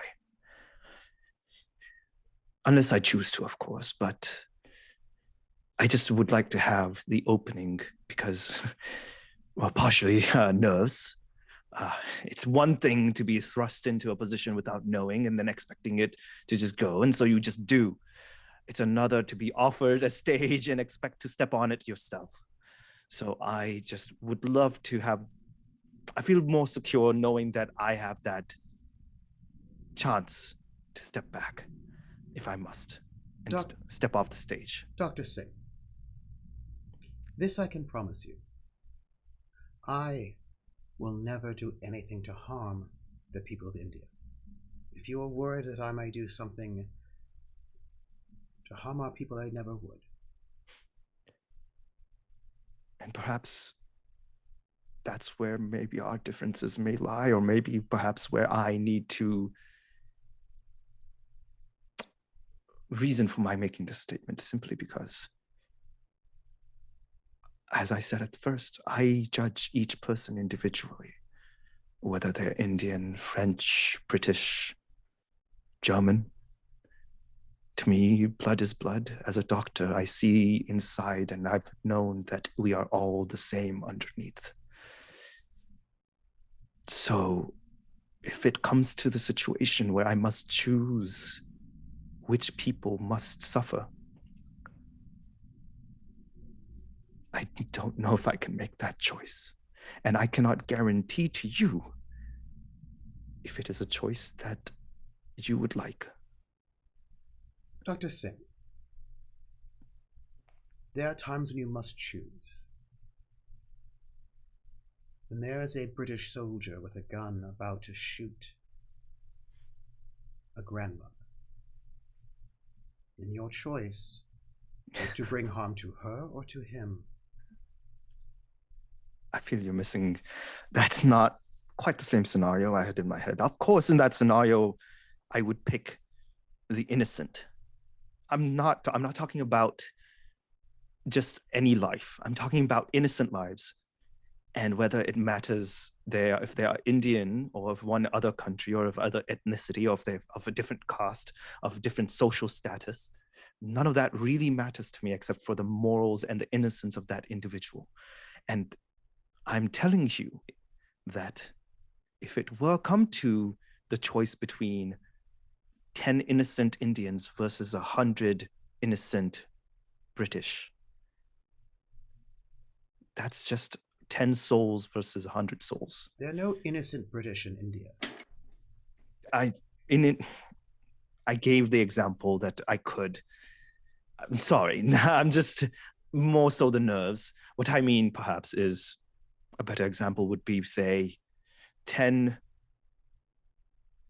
Dalits versus 100 Brahmins, or 10 princes versus 100 common people. I To do me, they not are plan to slaughter anyone. I am no despot. I'm not saying you are, sir, but I've seen others, and some of them are in the very hands you wish to shake. Hands that you have already shaken. Perhaps it was before I knew. Dr. Singh, You are dealing with me, not with them. I'm asking you to be the ambassador for free India.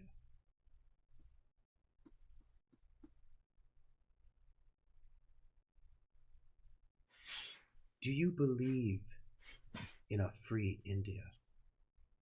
Of course I do. Of course I do. And do you stand by your words that we must do what is necessary to free our home?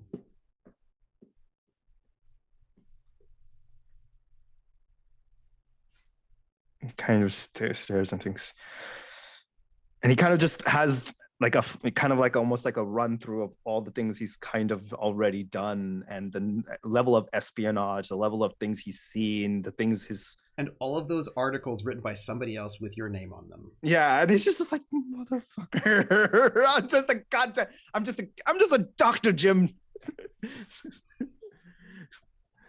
Not an ambassador.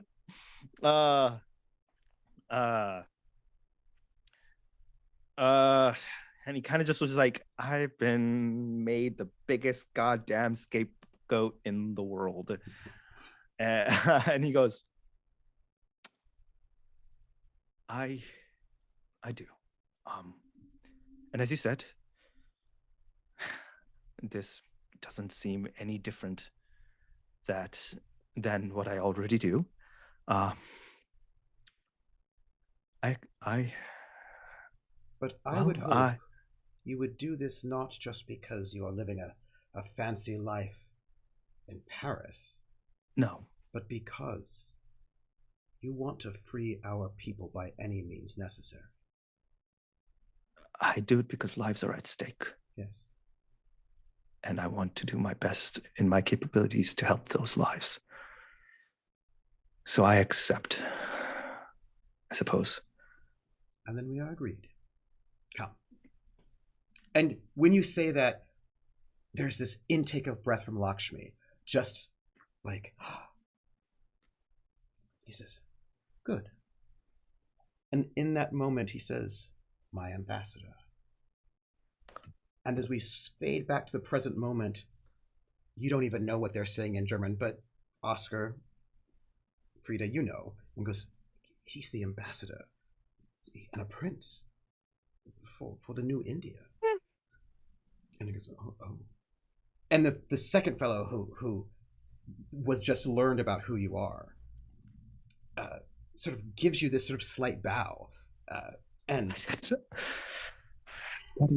that's not needed. But I need to leave. I need to go to my. Where's my room again, please? Which way to room 101? And all of a sudden, hands are, and then a young woman who sort of is has got a bit of a limp. She comes up and they speak in German, and then she walks up to you and she says, sort of loudly and slowly, in German, things you do not understand. I will not understand. Yes. No matter how slow you tell it to me. A little slower, a little louder.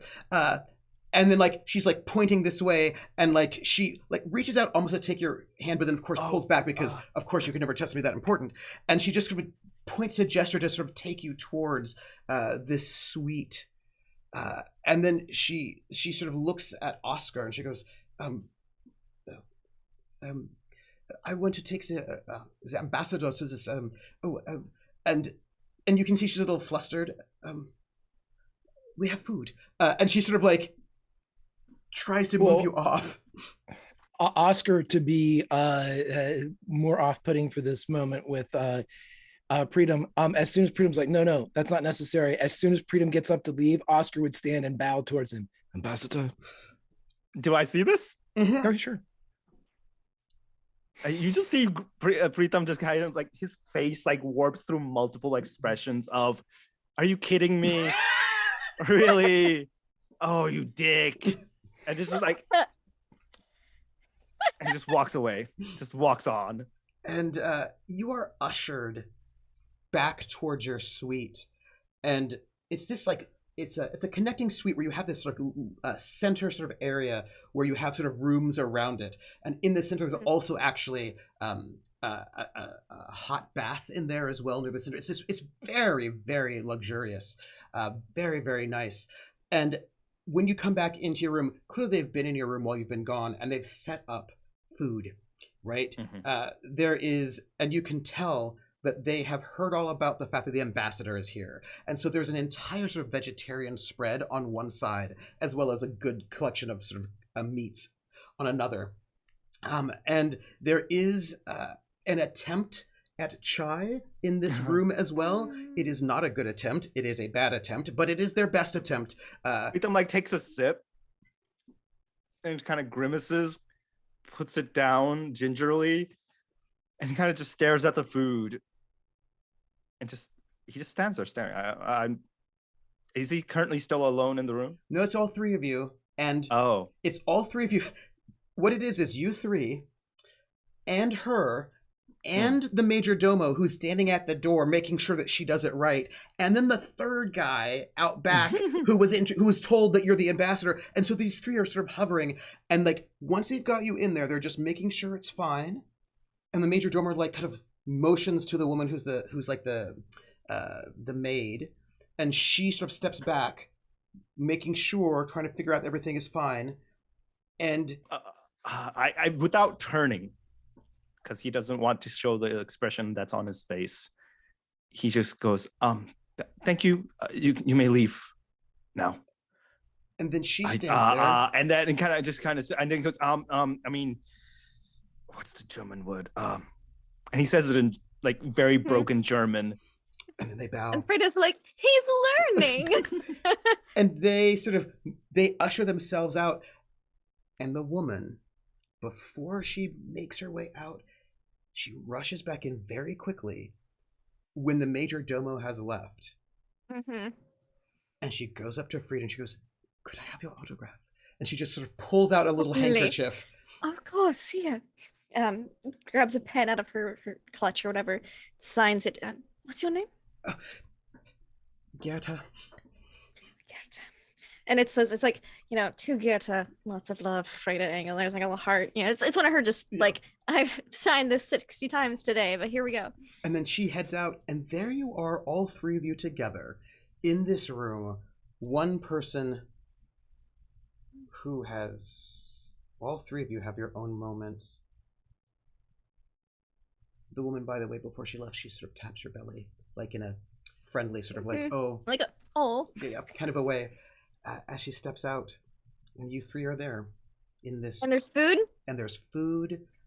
Frida's going to start humming a song from The Merry Widow and filling up her plate.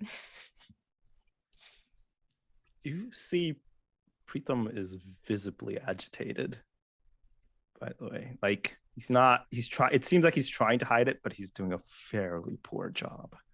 Like a very poor job. Eating will help you feel better, and you can tell us all about it. And just start like hand him a plate, start scooping food onto it. He takes the plate and kind of just stares at it. And he chucks it across the room.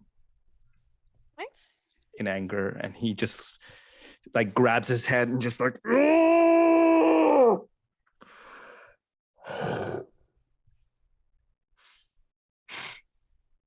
I paid first. I'm going to Pillows are very good for screaming into, by the way. Muffles the sound. You need at least 3 though.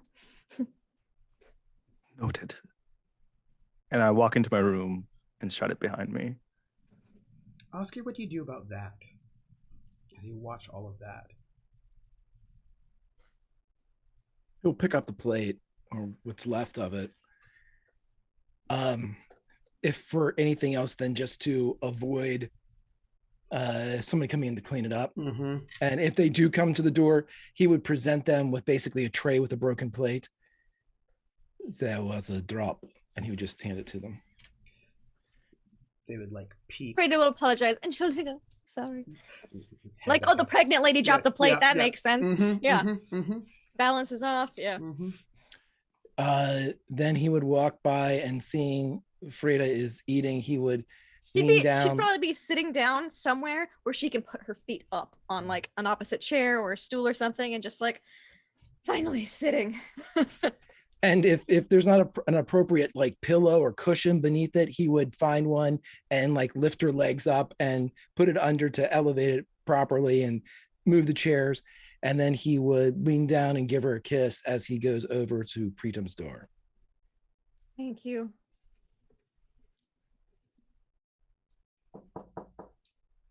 Doctor? Yes. I believe it is my turn to ask you what is ailing you. So I believe I know the answer. What is ailing me? Do you want to know what's ailing me? I do. When I took up my oath and I received that degree and those robes for the first time, when I put on my stethoscope, I made that vow to uphold life, to protect all life, that I would be there, that I am what would stop someone from dying. Do you know, in my culture, amongst my people, there's a saying in Sanskrit that essentially translates to that that doctors and people of medicine, they're the representations of God on earth. That their entire job with these hands is to protect and save people. And every day I feel I slip away from that path more and more and more, whether I directly am involved or indirectly. And I have to ask myself sometimes, are we the monsters? Are we the ones that they tell their children, be careful, go to sleep, young one, otherwise Pritam will come get you. Eat your food, eat it quickly now, otherwise they will come and steal you away.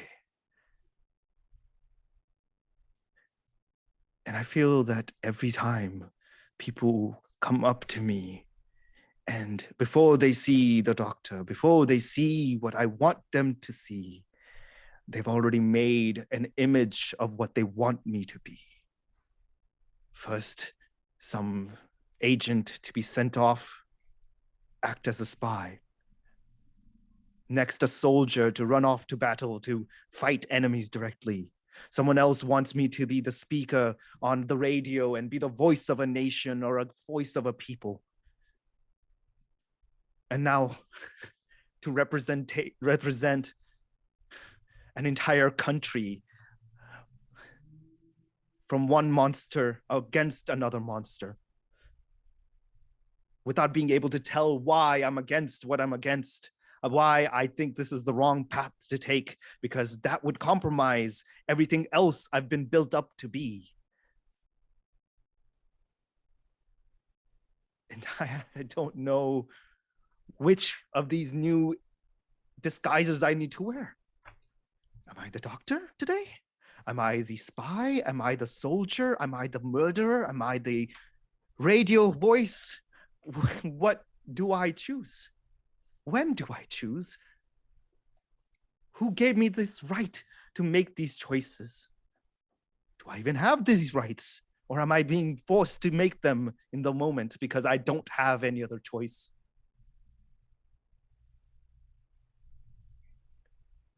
So I ask you again, are we the monsters? During the course of that, without asking, Oscar would have opened the door so he could watch as Preetam delivered those. So monsters,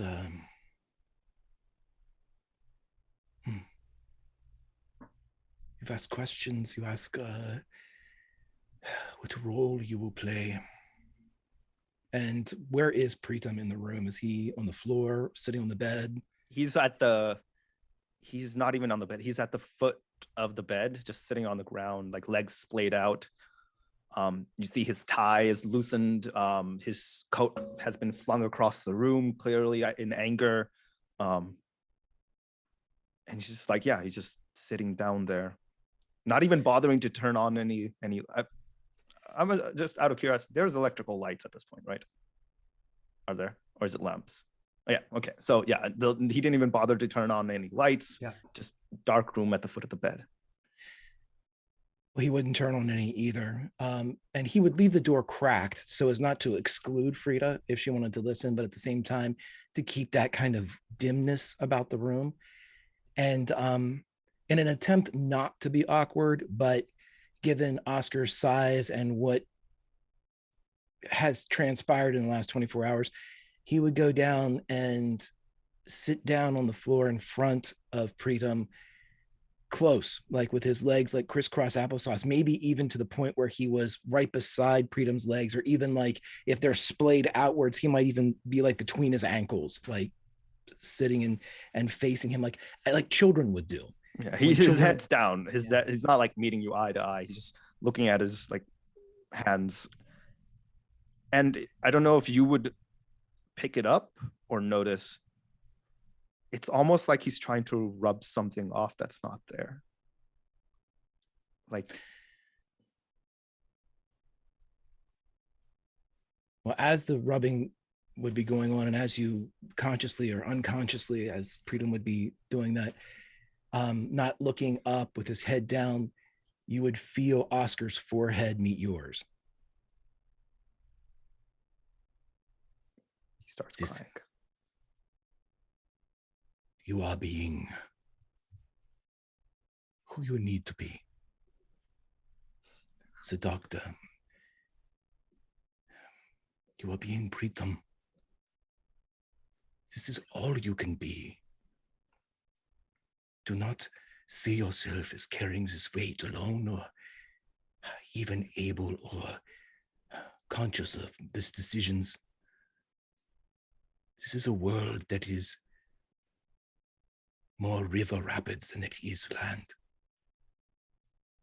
You must stay afloat. And I know that you are busy and heartsick with trying to keep others afloat. Believe me, I know. But this is something that is not impossible, but it is something that is heavy on the heart. It will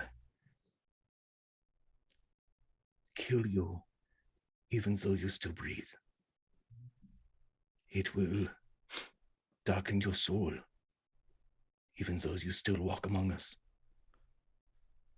These conflicts, these tears that you have, the rage, the breaking of the plate. This is you fighting. This is you, a good man, wishing to stay good. I don't know how long I can keep fighting. I don't even know if that's the right thing. I can tell you how long you will keep fighting. For as long as I stand beside you. This is my job. My job is to keep you good. Because you are the best among us.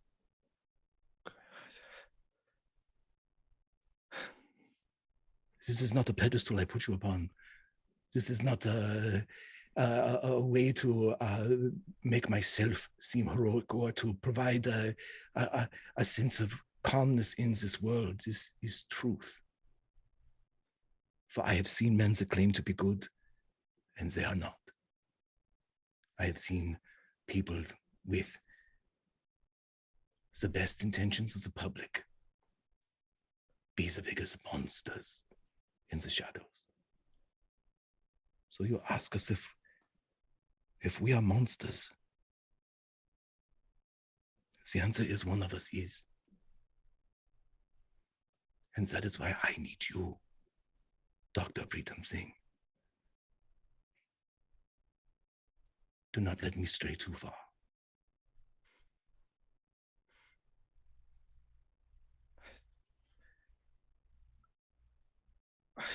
I don't know if I can.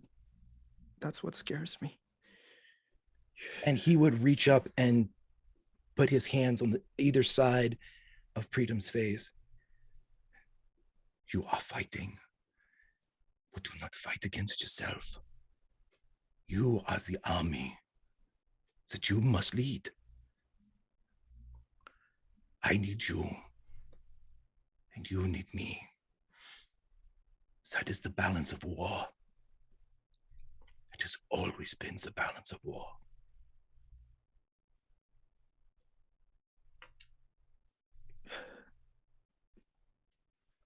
Can you... I will do my best. I will keep fighting. But can I ask one favor? If you see me stop, can you slap me awake and keep trying, whatever it takes? And if that doesn't work, and if I am too far gone, know that that is no longer Pritam Singh. That is someone else. And I ask you to I ask you to end me out of this misery at that point. Will you do that for me? If Pritam isn't looking at Oscar, one of Oscar's hands would go to his chin. So they are literally nose to nose at this point. My friends, I will never let it get that far.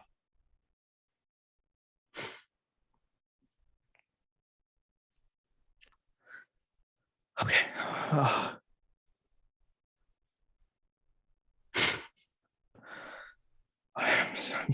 I'm sorry. For what? For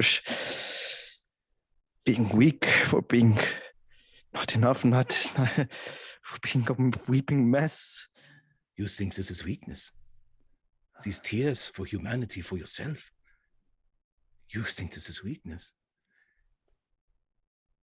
I think it is weakness that I cannot produce them. That I am not crying. That I am not mourning. That is weakness. You, my friend, you are light. You are strength.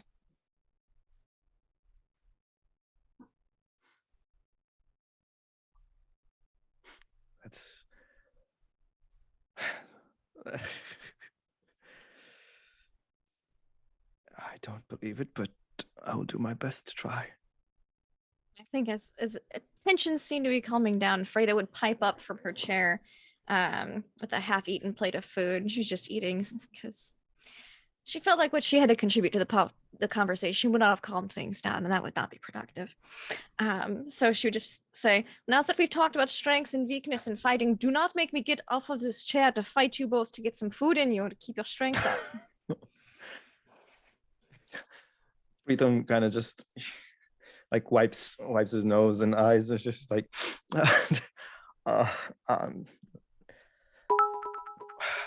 and he kind of Pritam kind of just gently puts his hand on Oscar's shoulder, and he goes, "Care to give me a lift?" I was going to ask you the same. And I would think that they would do that old, let's help each other up. Yeah. Yeah. The best among us. Do you remember, Oscar, when someone said that to you? that you were the best among us. 1932, maybe? After a show, the cabaret, people laughing, talking about who was the best performer. Someone saying that so-and-so is very good. And Mel saying no. It's Oscar. He's the best among us.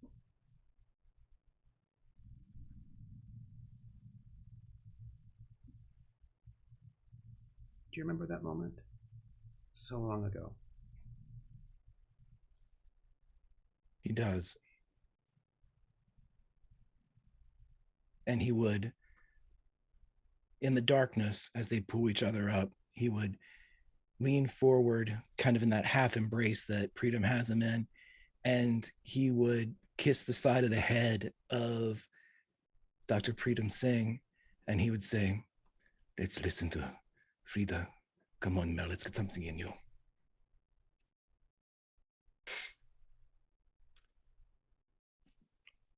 Yeah. And then he kind of walks out with you. And that is where we end the episode for tonight. With you, a trio, having the very best vacation one could ever have. Dick. As you helped a very, very important person escape German prison. A very important person.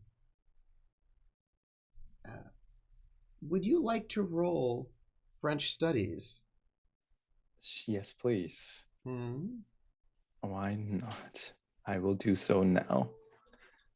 French studies, submit.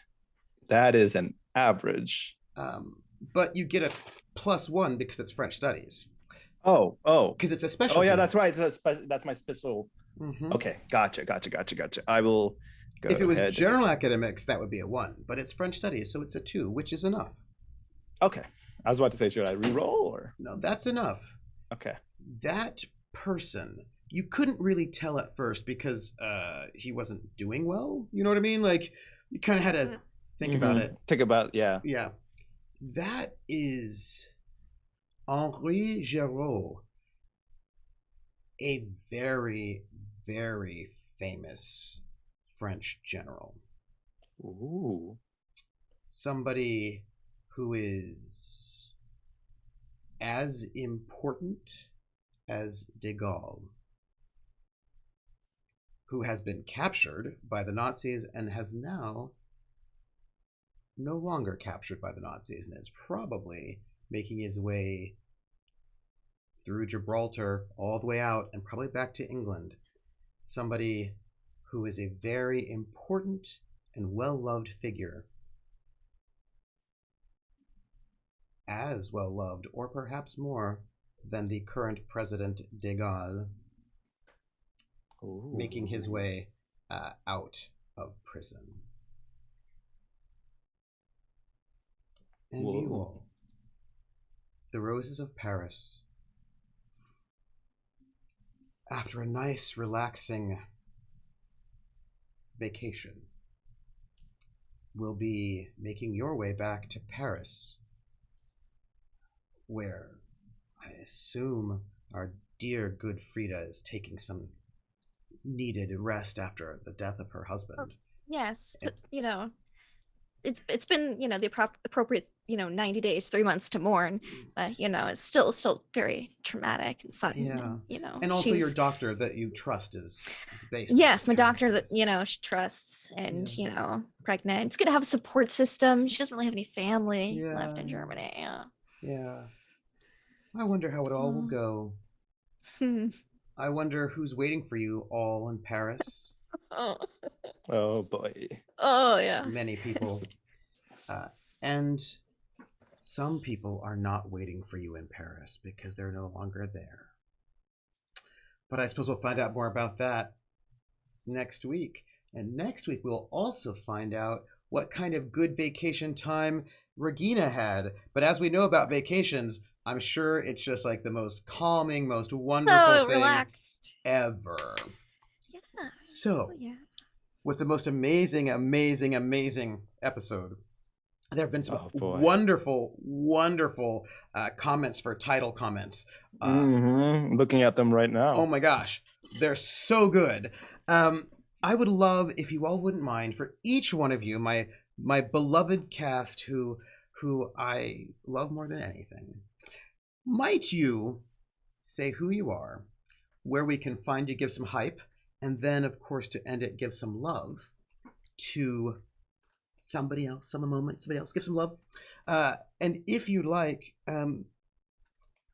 maybe ponder if there's some item that you have on you, or not you personally, but your character, on you or somewhere, that gives you some sort of solace in moments like this.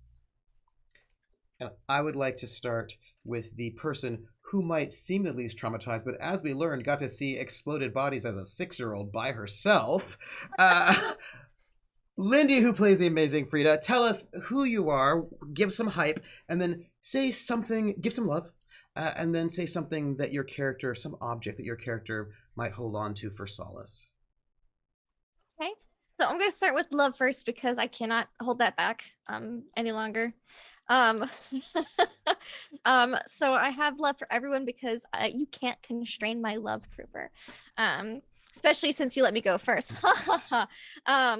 So I have love for Greg for that beautiful last scene with Pritam, because that is pretty much opposite of how Freda would have handled that. So I was like, I messaged Trooper like, I'm real glad Oscar stepped up for that one, because Trooper like, Are you trying to say that Freda might have some emotional coping mechanisms which aren't so warm and friendly, even though she seems it? Yes, 100%. Shut up, you little baby, get up. A little bit like that, yeah. A little bit like, kid, you signed up to be a spy. You could have signed up to be a medic or a soldier, but you didn't. So be a spy, damn it. It wouldn't have gone over emotionally well, and that's not what Pritam needed. So I'm really glad. I loved that scene. The boys just having emotions, and Freda in the back like. And they say men are the ones that can't express emotions. Look, Freda has some drama, and she's not handled it well in the emotions department. But so yeah, I loved that, and I'm giving you love, KP. But boy, oh boy, I haven't yelled at my computer monitor in a while. It's been months. It's maybe even a year. It's been a hot minute since I have full on, like, I'll say things. I was yelling. I was like, I don't care if they're sleeping upstairs. I'm yelling at my monitor, and so love for you, but oh my gosh, I was like, just stop, just quit while you're ahead. Look, Chandra Bros read all your writings, and you're like, I love the Nazis. They're awesome. They're with the Nazis. Don't tell them we hate them. And no, I know. I never was even trying to. I was just saying. You were hinting so hard. And I was like, just shut up. Just shut up. It was more of the enemy of your enemy is not necessarily your specific friend. Yeah, but that's not what you say in this. That's not what you say when you're a spy, though. That's what you say when you're like a good friend trying to like talk to another friend. That's not what you say when you're a spy. When you're a spy, you just go, very fair. What would this entail? Yeah, no, sure, I'll do that. No, and I was just like, no. Counterpoint. He got training as a spy for 4 weeks. Yep. And then got thrust into Europe. He's Indian, and now the entire country is at stake. He's not an idiot. He's not an idiot. He cares. No, he's not an idiot. And that's what was stressing me out. I'm sitting here going like, I'm so glad I have things to fidget with at my desk, because the physical stress I just felt creep into my muscles, and I was like, so love for that, because it's been a long time since I've gotten that reaction out of anybody. Love for chat, because they were just delightful tonight. I was just watching them, and they were some of them were yelling with me. Thank you for coming back. Yeah, and they were just so hyped that we're back, and I'm glad that they're hyped because we're hyped. And of course, all the love for Trooper for his maniacal cackling and laughter that he's had up to the game for this point, and for bringing in the hard choices already just in this first episode that we're all back together. And I'm like, oh man, it's like, Trooper, you know what I hate? If anything, choices. And he's like, guess what? That's the theme for the season. That's the theme. I'm like, oh no. So we'll see how that goes. My blood pressure is gonna love it. But you can find me online at Laugh Love Lindy, Twitch, Twitter, YouTube, etc. We just wrapped up our Monday night campaign on my channel, and we're gonna have some one-shots and fun stuff in the interim, and we're wrapping up. We're in epilogues. These are not going to be short epilogues. They're going to be at least several episodes per character. We're epilogues for Mists of Ravenloft. They're out of Ravenloft, and now, I'm throwing like demon-possessed kin, with maybe princes of countries. And if you want to see Vampire Las Vegas, tune in on Tuesday, because I've created Vampire Las Vegas, and I could not be more excited. Oh, isn't it an Elvis song? If it is, I need to listen to it. Vampire Las Vegas. Because it's great. I'm very excited about it, and it's a personal hell that I curated for one of my players' characters. And yeah, a personal item, an item that Freda would have on her, or around, like maybe she would keep it in a safe place, not on her person. Okay. I imagine that she would have a piece of jewelry. I'll let you know what jewelry in particular. She'd have a piece of jewelry from her mother. Because being poor, they didn't have a lot of jewelry, but imagine they had her mom had one heirloom piece, and so that's like her family warmth, happiness, good times, when she wears that piece of jewelry, which I will figure out what that is in particular and let you know, but it's a piece of jewelry from her mom. Thank you. Greg, who I loved very much, by the way, because yes, I do, because you give me all the presents is really what it is. You're just like, here's some presents, and I was like, nice. Lots of concern. Give some hype, give some love, and then something that, if there's anything that our dear Oscar has for solace. Hi, everybody. I'm Greg Grimjack 21502, playing Oscar Mueller here on the City of Light and Shadow. The love that I would give out is it's reflective in everybody. It's just great to be back and playing with all of you in the world the Trooper created, which is fantastic. I was in it, pushed all my chips in last Friday when there was that fantastic RP session with everyone the Trooper brought in. The knowledge and historical accuracy of what they were, it was absolutely mesmerizing. The RP was fantastic. If you haven't had a chance to watch it, I don't believe there was a single role in the entire thing. It was simply a discussion, which was glorious for someone who hates rolling dice sometimes, but it was so great. I was in it to win it. Then I loved it. As for our dear Preedom, I'm telling you what, Preedom, study to be a spy. Go, you're in enemy territory. You arrived here in like a submarine. Go, and then it's like you get there, like everybody get in front of this. Here, get in front of the microphone. And then it's like everybody start dying. Be an ambassador. Let's go. People exploding. Yeah. I don't know how Preedom hasn't exploded himself, and I love it. And KP, God bless you, buddy. I love RPing with you because you do such a great job as Preedom, having to handle all of this. And I think that was such a necessary scene to have Preedom finally be like, you know what? That's it. Yeah. You got to let off steam or I'm going to explode. Yeah. And, I'm sure there's more of that. I mean, he could probably scream for 6 or 7 months, but it was great. And I loved it. Lindy, I love the fact that you...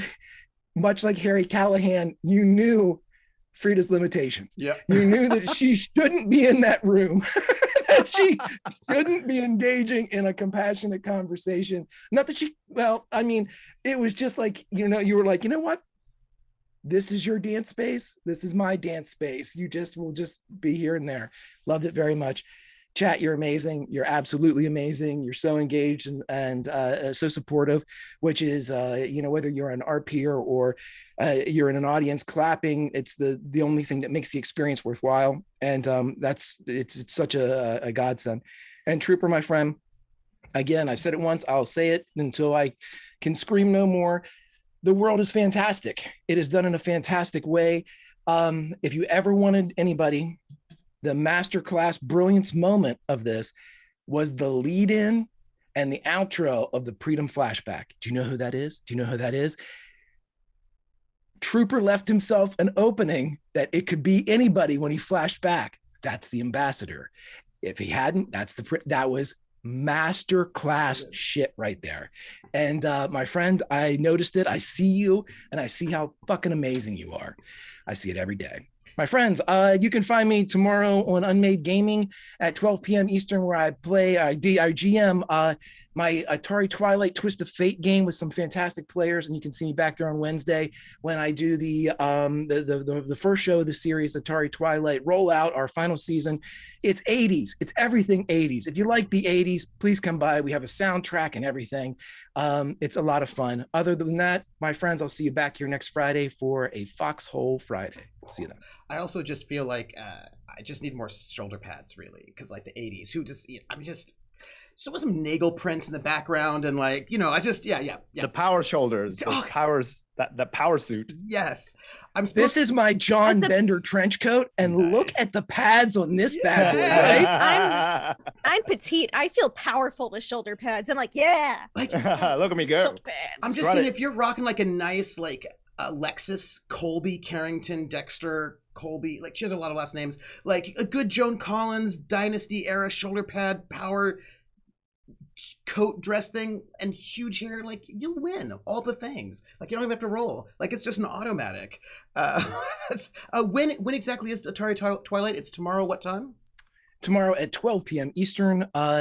We are jump right back into it. Again, you can pick up, imagine a world where Optimus Prime drives the streets of a small town in Western Maryland. Nice. And then all the other pop culture stuff shows up too. Gremlins, we got them, Ooh, don't feed those after midnight. Also, we don't. We try not to. Yeah. But the bright light stuff works in your favor. I did want to ask, because it was brought up by Rissa. I feel like the answer is no, but I will ask them. Would that conversation relieve any stress for Pritam, who has his first stress box full up there? Am I stressed? I just have one. Yeah. Would that conversation you had, would that clear that stress?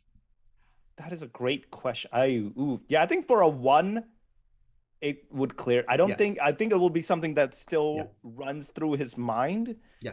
But yeah, I definitely feel like it would help clear it in the sense of like, hey, I think it gives a lot more context to him in the sense that these are good people too. Yeah. Oscar and Frida and Regina, they're good people. Yeah. And they have had to deal with much worse than I have so far. And they're still here. They're still doing their job. They're still doing what they need to do. And God knows what else that they have had to do before I even got here, right? Yeah. So I think, but at the same time, there's still that inner struggle with him as someone who took the oath of protecting people and of saving people, right? So that's never really going to go away. But for the now, I think that's going to be there. And it's always, like he said, that's the reason why he told Oscar, is like, if I stop being who I'm supposed to be, who I want to be, you're no longer you. I'm no longer me, and I don't deserve to be here anymore. So yeah. Oh, all right. Clear that stress. But also, who are you? Since we're segueing, give some hype, give some love, and then wait a minute. Did Oscar give the item? Oscar didn't give the item. Greg. Oh, I'm sorry. It's the half of the dog tag that he has from his son, and also one gilded leaf from the crown that he wore when he was Oberon. Yeah. Wait, he gave that to Pritam? No, that's like that's the item of solace. That's his items. Okay. Your solace item. Yeah, gotcha. So, who are you? Give some hype, give some love, and then what is Pritam's solace item if he has one? Okay, gotcha. Wow. Can I just, I mean, I feel like we're all going to be saying the same thing. It's just so fucking glad to. I'm just so glad to be back with you wonderful folks. This show, I mean, I'm on several shows and I love them all, but I feel this show fills a certain part of me that I don't get from anywhere else, I think. And it's that level of urgency, that level of importance of my decisions matter. Yeah. My decisions changes and affects things in a drastic way. And I feel like every single one of us has constantly had that opportunity, right? It's not like one player is a power player or one type of character is that type of character. It's every single person, regardless of who you are, what role you fill in here, you get that moment where your decisions matter. And I missed that because all the other ones are fun. Everything else is fun. Every one shot, every other game I play is a lot of fun, but there's no level of that urgency but at least not to the same extent as here, right? And I just really, really miss that. And I feel like that adds to the level of powerful storytelling that we can bring to this table and the opportunity to do so. So I really, really miss that. Once again, big kudos to Lindy for like Greg said, like knowing that it's hard as a player to know what to say when it's your moment to shine. It's even harder to not want to take that limelight or enable that limelight, right? And I feel like that is such a tough thing to do. And knowing what your character can and cannot do is not something everybody can do. So that is a huge level of talent as a performer to you, that you are able to judge that. And so that was fantastic. And because honestly, like when I did it, I literally was expecting I'm like, Preetham's going to throw the plate. And then Frida's like, oh, like kind of like, we were like sister, brother. We kind of put that scenario, right? No. I totally read that wrong. But I think it's because Frida's not in a good way right now. She doesn't have the energy to put on that Frida face that she has to put on all the time. She just can't right now, right? And I was like, oh, Frida's not in a good way right now. I see it. Right. I see you. So both, I mean, Preetham didn't notice, but I was like, oh, not what I was expecting. And then I was like, you know what? Because sometimes when you have a child that's throwing a tantrum and you give him attention, he becomes more of a menace, right? Yeah. He kind of was like ready to act out. But when there wasn't that audience, he's like, I'm gonna just go to my room. Clearly, no one's here to listen. Give me pillows, have fun. Yeah, he's like, oh, definitely got put on the back foot there. Yeah. And so that was part of the reason why he took up that suggestion. So I think that was fantastically played. And I can't, of course, I have, that conversation with Oscar, it was much needed. And I'm just glad that I got the opportunity, because this was definitely something, and the entire, mind you, okay, the reason the flashback even happened was not what I had intended. I literally, all I messaged Trooper was when he was saying how when we came back to the hotel, everybody was fawning over us and stuff. I said, if that fawning continues, he's going to explode, because he's like, I don't deserve this level. First off, I don't like it in the first place. I'm just supposed to be a simple doctor. And now here people are all over me, fussing over me. This is why I did it. Yeah. No, I did it because I needed to know whether or not you're a diplomat or not. Like, Oh, that's fair. That's because I was like, okay, since people are fawning over you, you might explode. I need to know how they'll respond if you do explode, which means I need to know if you accepted the position of the ambassador or not. So, ambassador to be, because it hasn't officially become recognized as but like it's coming soon. Yeah. So that was. I just thought he's stressed. He left being a prince simply because he hated stuff like that anyways. Yes, and then he just saw a bunch of people explode, and then like a young boy intentionally gets shot. And so there's a lot of stress. And now people are saying, I don't like it. And if that continues, it's going to explode. So I love the segue that you use that for. It was not my intent, but I just loved it even more that you did that. And like Greg was saying, that the way you left it off before starting and then how you brought it all back in at the end was a lot of fun. So I really enjoyed that. But yeah, as for me, my name is KP. I go by KP11 Studios. And I wanted to say once again, as I said earlier, thank you so much for all the audience for coming back. It's tough when a show goes offline as long as we did. I know it's not easy to pick it back up sometimes. You lose audience, but I saw almost every single person we always see and more. And it was such a heartfelt thing that you guys show so much support. So thank you so much for being here. We get to do what we do because of you guys. So we really, really appreciate it. As far as what I've been up to, I kind of have a pretty packed schedule nowadays. Every Tuesday I'm on Unmade Gaming's channel as well. And we just are finishing up our first season of our own Tales from the Loop campaign called Glenbook Unhollowed. That is the custom homemade setting and campaign that Mike of Unmade Gaming created himself. Nice. So that's been a lot of fun. And if you guys want, please go show support and go. He has it up on drive-through, I think, on drive-through RPG or one of those sites. So you can go find it, go play it yourself. It's a lot of fun. I play an angsty teenager there too. So, hey, if you want more of the little outbursts, go check that out. Wednesdays, we just started a brand new show. We just did episode 3 on Nat One Fun's channel called Running Fey Wild, which is a very unique little one where if you like isekai or if those new anime shows where people get thrust into a brand new world, like protagonist gets thrust into a brand new world and now have to somehow are OP or know a lot of things about it or get some weird advantages and things like that.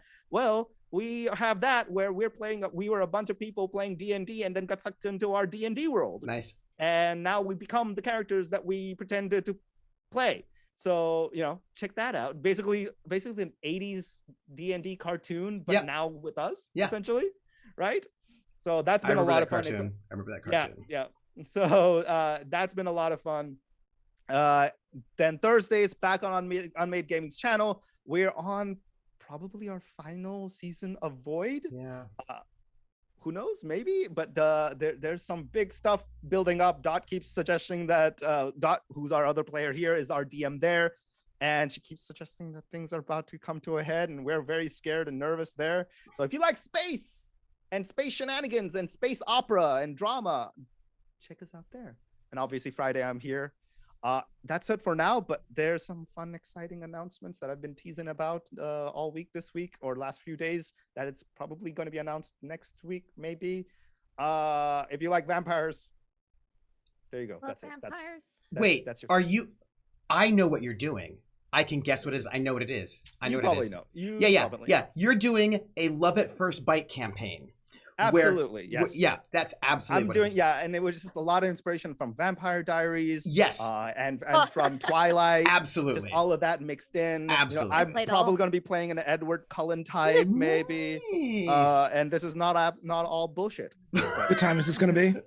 I'm going to be there. Yeah, I'm here. I totally would watch that actually too. To come soon. I'm smearing all my sparkles. I'll be there. Yeah, I got glitter. Wait, and what's Pritam's item? Oh yes, my item. Honestly, so up till now or up till recently, it probably was his stethoscope because he was very proud of that achievement and it represents who he is as a person. But the more and more he sees, the more and more it feels like it's getting tainted, and the less and less you will see him wear it over his neck. So right now, I would say his most cherished item on him is probably a photo of him and Lakshmi on one of their dates. Yeah, that they probably went around in Paris, walking around, and you have one of those little photographers that are around, like, "Hey, do you guys want a photo?" Like, a click, and them just enjoying time together, and that's probably what he holds onto. Yeah. Oh, I love all that. So y'all are amazing. I'm not going to say anything yet. I'm going to go and read out our donations. We had some amazing ones. Oh, I should say, your Chandra Bose was like, I don't quite get what he's getting at. Like, is he implying that I'm going to do terrible things? I'm totally not. Like, what's going on here? And because he doesn't know, like, you're coming, he's like, you're like, there's atrocities going on. He's like, what? Are you saying I'm going to do atrocities? What's going on here? And he's like, so how do I know this without telling you? He's confused. I'm confused. So I do want to thank our tips and bits. I have to say, it's important for me to make sure that the cast gets paid so they can feed their cats. All the other things they got to do. So all of the things that you do in terms of donation help. And I also have some exciting things. We got to go and, now that we've finished the first episode, I can go and say, hey, Cass, give me those art assets. Give me descriptions of your characters for specific reasons for a project. That'll be pretty awesome. And I need 2 different versions of your character, though. Because I need 2 different versions for a reason. It's going to be... Hey, what is this for? What's going on now? I'm sorry, my wife came in there. Art descriptions of your characters in 2 different versions of them. Because you have 2 different persona, right? So, I need art descriptions. For do you want it now or no? Not right now. Send it to me because I've got to go and commission a whole bunch of art from an artist. Oh my god! For reasons. Oh. Yes, and they're awesome reasons for their memorial services. Yes. So I want to. I want to thank Hawkeye for 200 bits, who says that I have a trooper Pez dispenser, of course. which I totally would use. Love donated $50 and said, "It's fun to be a badass, kick ass, and take names. I appreciate the human element that you bring to both your characters and the enemy. To the world in general, it's important. Respect." Thank you. Thank you, Love. 1,000 bits from Rissa, one of our lovely mods, who says, "These two men struggling with what they have done and still must do." Yes, Love. Void Smoker, who has done some of our amazing art. Right, there's some like great artists here in our chat right now. So happy to have the show back. Thank you, Void Smoker. Me too. They did my first ever art for my free time. Right. I think that's my only one right now, but still. And then Willen, who's our chronicler, 200 bits, who also knows how to spell French, and is like, "I think that's how you spell that." I was like, "Thank you."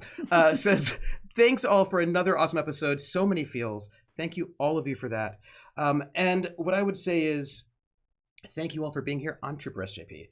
I am just honored to have such committed players who play with me, and I get to play with them. And I will tell you what, I'm more than happy. Like, my happiest moment right now is that our entire season has an element of flashbacks, which means there are gonna be flashbacks when we need it. You want a flashback? We're gonna have it. You want to give me one? I'll give you one. You give me one. It's gonna be flashbacking all the time. It's going to be great, and I'm very Keep happy. flashing each other all day. All day, just all the flashing. Wait. Anyway, you can find me, let's see, what is it? Today's Friday?